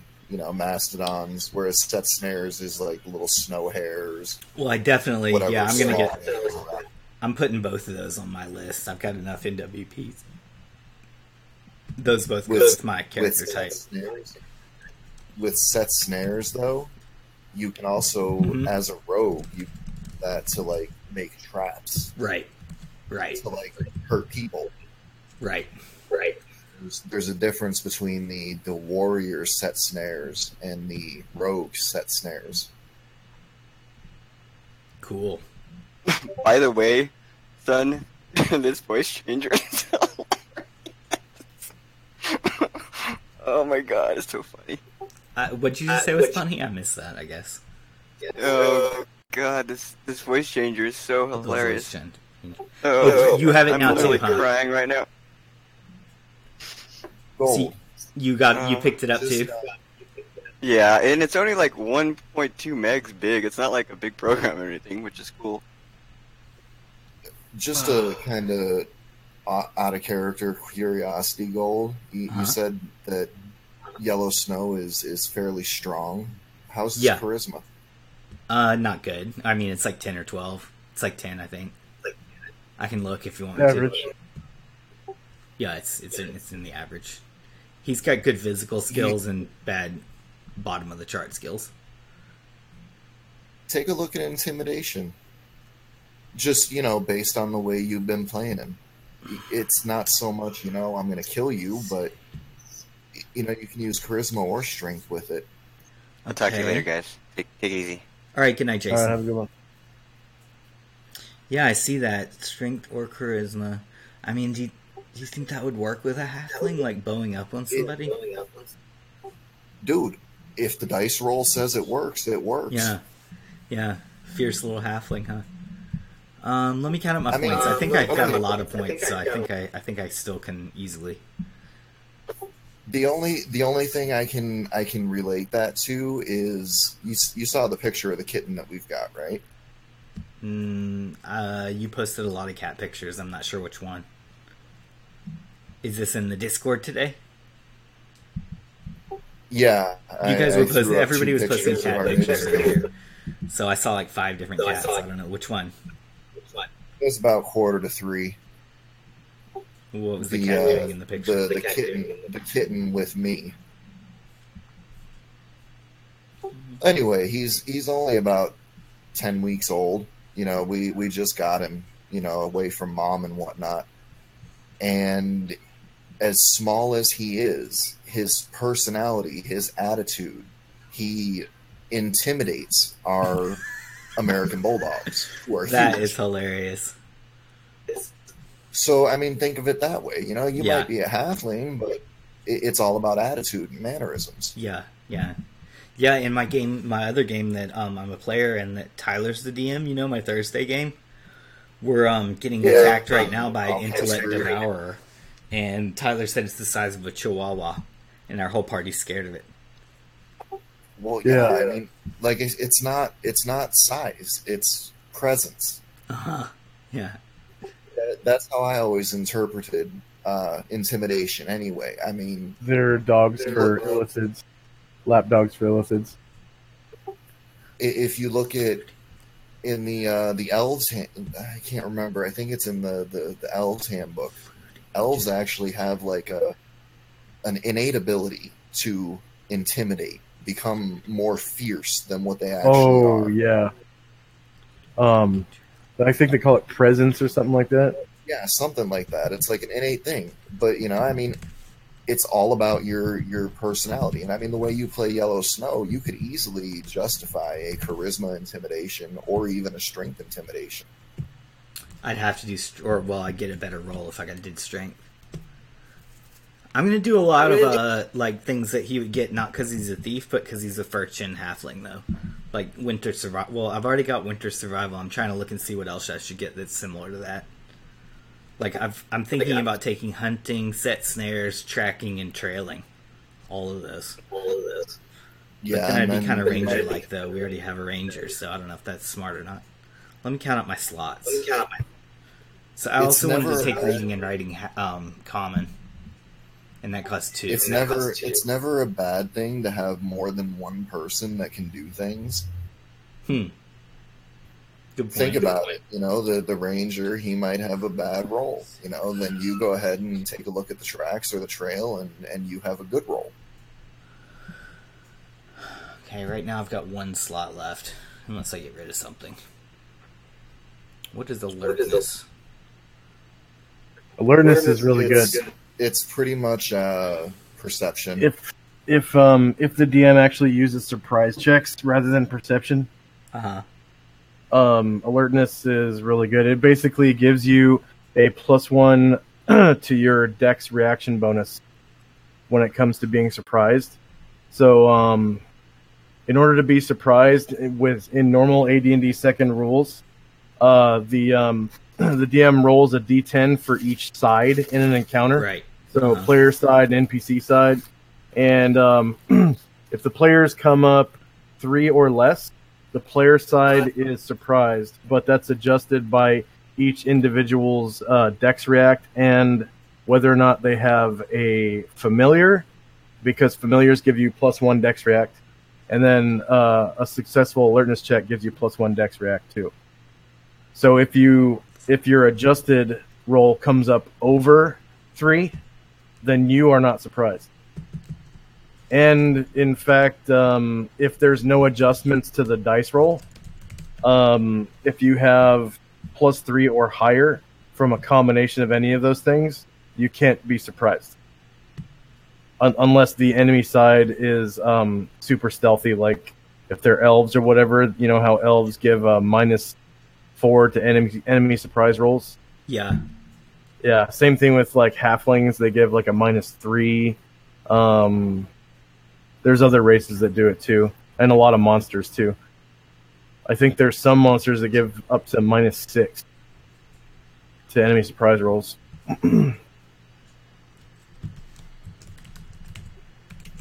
If you if you feel like your lock picking is lacking, go with the locksmithing NWP.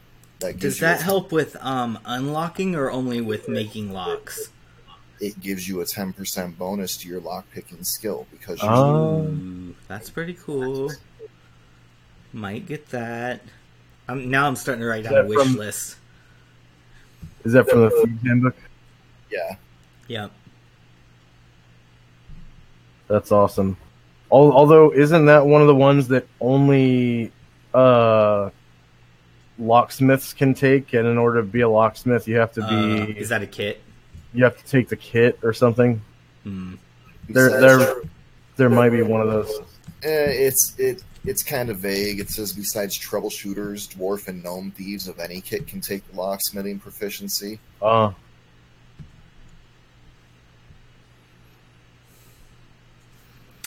I can't overlook some of the ones that are not in the thief book. Some of the ones that are in just regular player's handbook. Right. No, these are just thoughts based on how I've seen you playing Yellow Snow. Like I'm trying to decide about swimming. That one's always an important decision, whether to have swimming or not. Yeah. I hate not having swimming. See, as far as my character goes, I'm not too concerned about swimming because if I fall in the water, my armor's going to drag me to the bottom. I'm not swimming out of it. You can cut the leather straps off your armor to get out of it faster. In an emergency. In this particular discussion, though, I mean, isn't splint mail more of a shirt than a plate with straps? Yeah, so it would only take you like a round to take it off then, if it's a shirt. Actually, no, splint mail's it's like a leather. It's like a leather suit with strips of metal. Yeah, it's samurai armor that still has straps and shit. Oh, those are cool looking. That's splint mail? Yeah. I wear hide armor, which has given me all kinds of penalties on my thieving.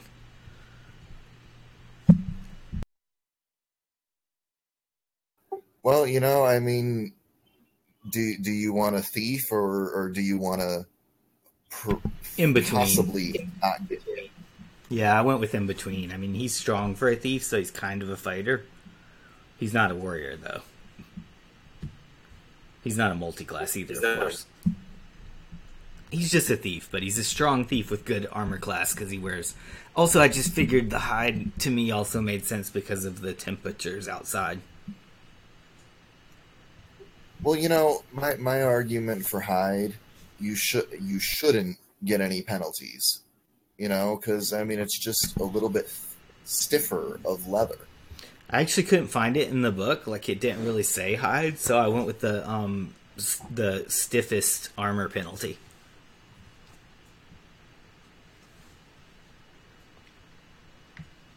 I didn't see it say hide in there, so there was like 3 different categories of armor, and I went with the most penalized one category. Yeah, there's actually hide armor. I know there's hide armor, but on the thief chart, like the highest one was for like padded leather or studded leather, and so I used that. Yeah. It didn't say like padded leather, studded leather, hide. It just said padded leather, studded leather.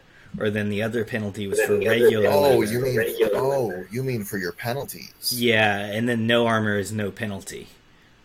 Like, and then leather armor, or I think actually leather armor is no penalty. No armor is a slight bonus, but armor's heavier than leather is a more stiff penalty. So I went with the stiffer penalty. Just because I couldn't see it say hide, I didn't know which category hide was in, but I would assume it's in the stiffest.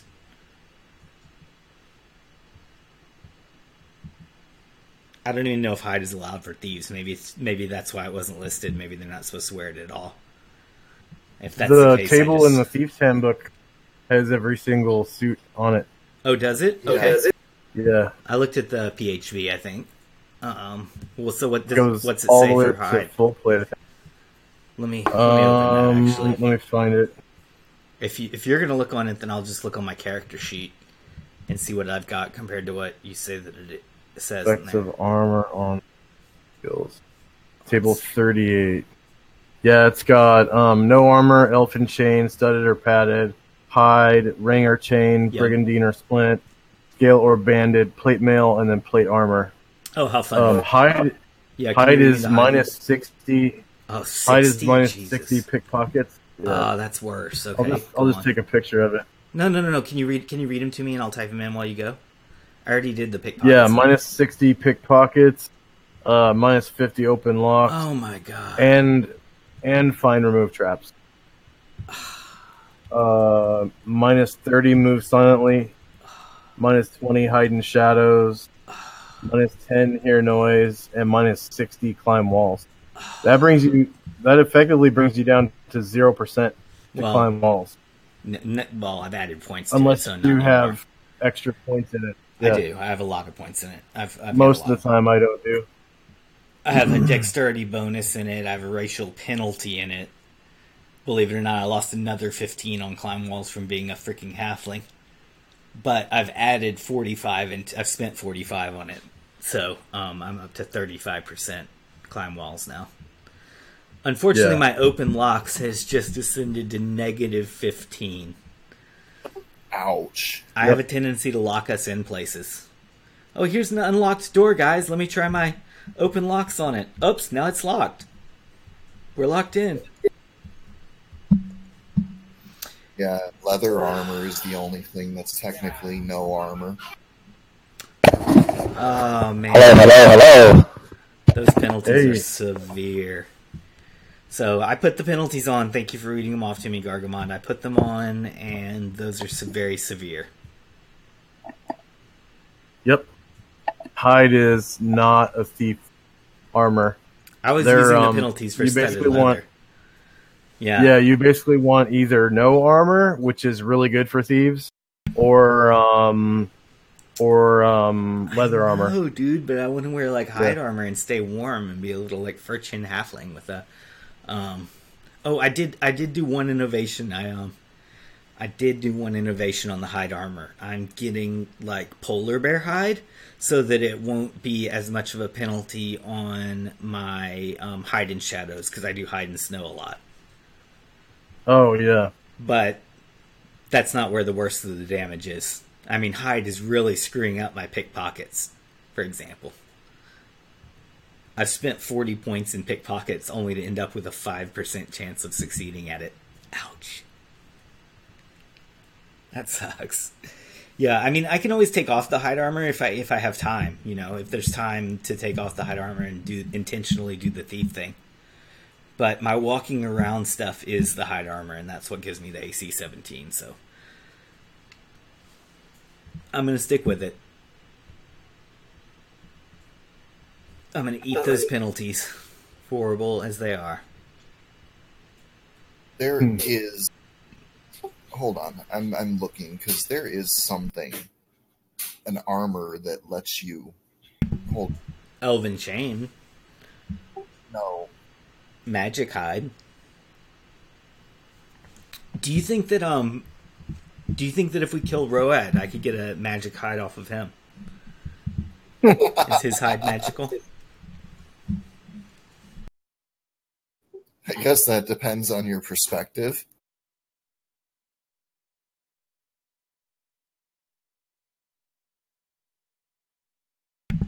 I think I'm starting to want to wear an owl feather outfit after I got magic missiled today.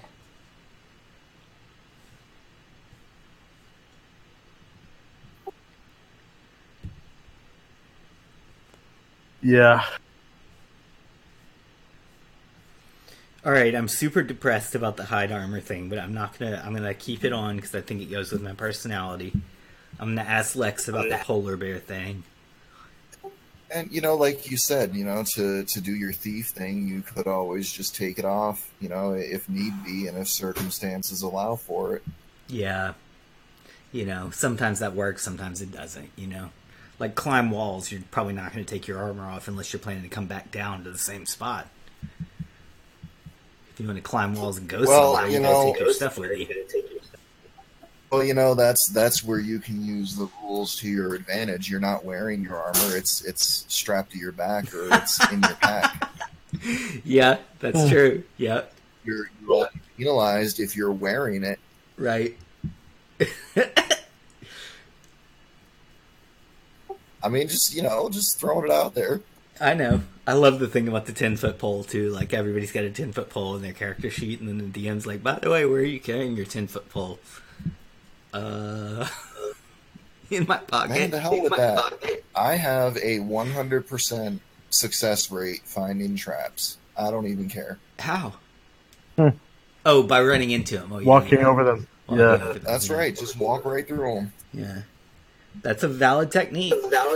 You can prove that with Baldur's Gate. I have not failed to find a single trap yet. Whatever happened to that game Deep Down that was supposed to come out on PlayStation 4 when it launched? Never heard of it. No idea. I'm an Xbox. Man, when I saw that game like back in 2013, I saw a trailer of it. I was like, man, I'm gonna buy a PlayStation 4 just to play that game. And it never came out of the United States. I don't think it has come out yet in Japan either. Damn, sounds like their company flopped. Well, it's made by Capcom, so their company hasn't flopped. I think it's made by Capcom. To be honest with you, if you're not so much a D&D game, but if you're into medieval type things... This is definitely a D&D game. I totally recommend Kingdom Come Deliverance to anybody who's into the medieval type stuff. Hey, what is an idle game, Paul? Is that just like a click generator, like a mining game? It's kind of like what Chris does with Black Desert Online. You just let it run, spend your money, let it run, spend your money. So I wasn't sure if I'd heard of it, so I looked it up when you posted that Baldur's Gate. Yeah, dude. The only reason I even put it in there is because it's a D&D idle game. I had never seen that before until today. Well, in the poster for it that you posted, I recognize Minsk and Boo. Yeah, I just hired Minsk, so my life is complete. It's like a totally different impersonation of Minsk, but it's enough you can tell it's obviously Minsk. Yeah, it is him. There's also Jarl Axel. A couple that I don't have any clue who they are. Oh, probably enhanced edition people. Brunor from the Crystal Shard series. Cool. It's just the fact that it's D&D, But honestly, clicker games are absolutely a total waste of time. But it's D&D. That's what they're designed as. That's the point of that genre, right? Yeah.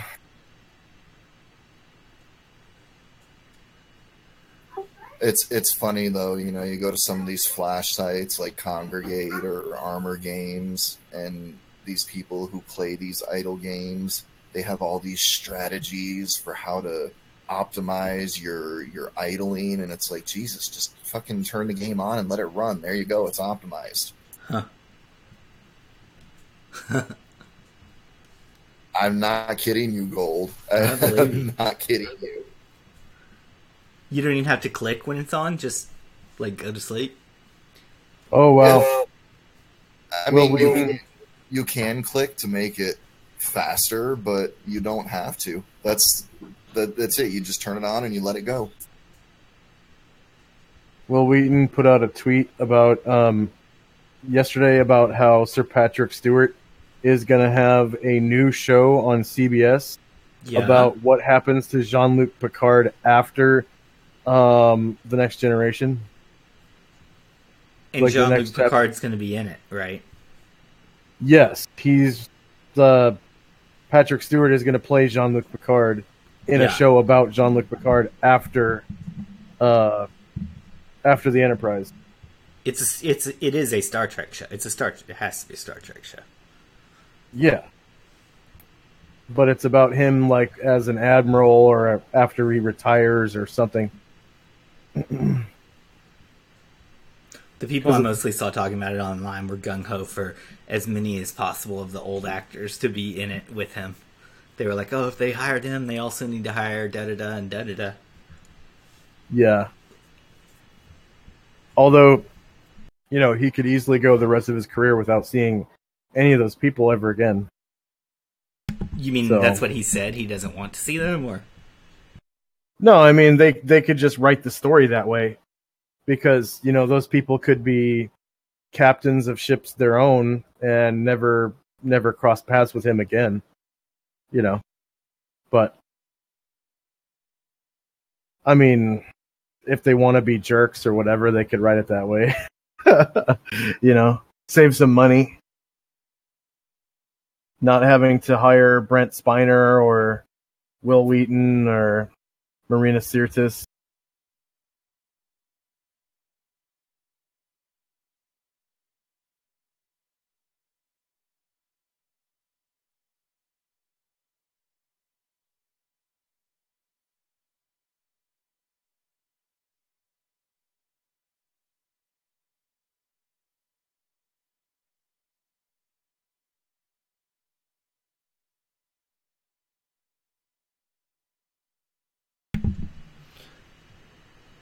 Gargamon, that was cool. You sent your raid over to my channel, and now I'm looking for someone else to send my raid over to, and I can't find anybody cool.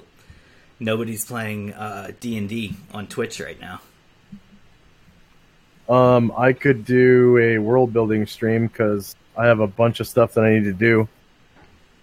Okay, do you want me to wait a couple minutes and you can start your world build? I mean, go ahead and... I don't want to send them over to your replay. I could, I guess. I guess you can raid a replay. I don't know. You can raid a replay, but it's better to... I'd rather raid a live thing. Yeah. But if you're going to do a world building, I'll do it to you. A lot of times this guy called Dire Bear GM is on Sundays, but he's not on right now, so I don't see anybody else on. It looks cool. So that's fine. I'm in no hurry. People are also dropping off on their own. There's still a few people hanging around. Celestian, thanks for stopping by again. That was cool. Good to see you. Streaming.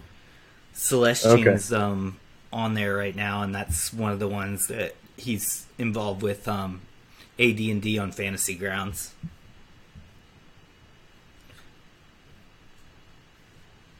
So I've started my world building stream now.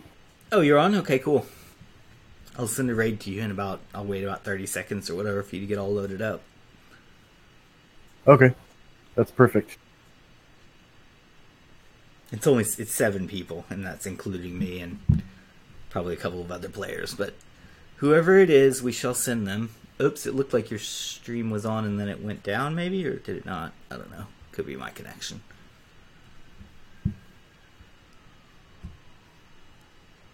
And I hear the police outside. So the rerun went down. Oh, okay. Now I'm broadcasting live. Okay, cool. Sometimes it takes on the viewer's end a minute to kind of reconnect. Yeah. Oh, Gargamon, a couple of weeks ago I asked you a question about your Twitch stream, and I don't think you saw it. What was it? So I noticed on your stream when people talk in Discord, who it is pops up. Is that Yeah. a Twitch stream thing only, or is that a setting in Discord that you have? That's actually a third-party app that I use to do that. Is that Streamlabs or what? It's called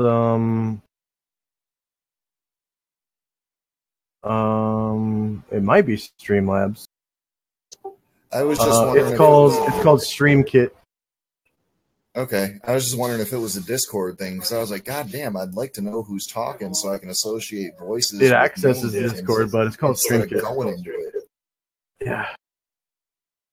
I mean, I pretty much got your guys' voices all down, but for the other game that I'm involved in, there's so many people that come and go week to week. It's like, holy shit, who's this? Yeah.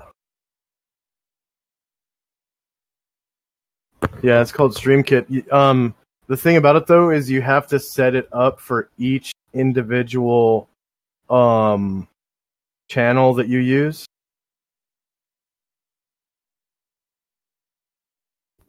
Gotcha. So, like, if you have different campaigns set up on different scenes on OBS, that's probably the best way to do it, because it saves settings for each individual Discord channel that you have set up. So Yeah, I mean, I would only use it, on that other games server, and then on the StarCraft 2 server that I'm in, because we use voice chat for that. Yeah. And it's nice not having, because when you play StarCraft in window, you have to use your arrow keys to move the map or use the mini map. I like it full screen, so I can just go to the edge and scroll shit. Right. And full screen, you don't get to see Discord. Unless, of course, you window out, and then it lags everything, and you take the chance of dying. Yeah.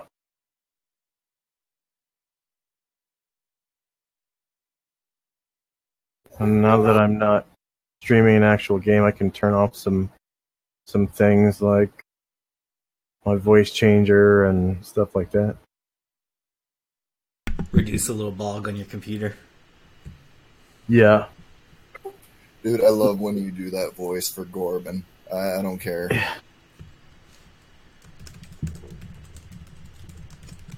I've played a couple dwarves using that voice changer, and it was a lot of fun.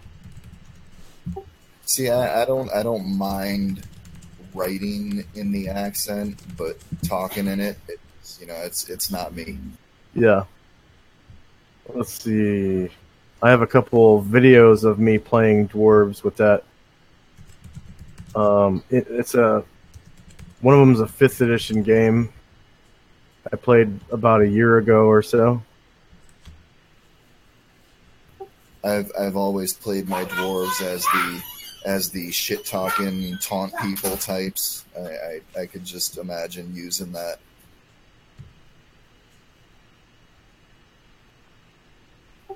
I don't think I've ever played a dwarf that didn't try to goad opponents into combat constantly.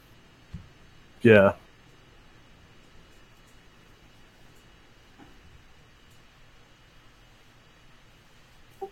Alright, guys. I will see you guys next week. Good night, Paul. Here's me playing a dwarf in 5th edition with that.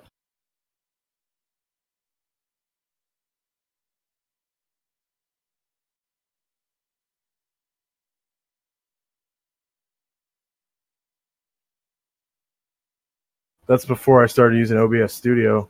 Is it going to be a YouTube link or what?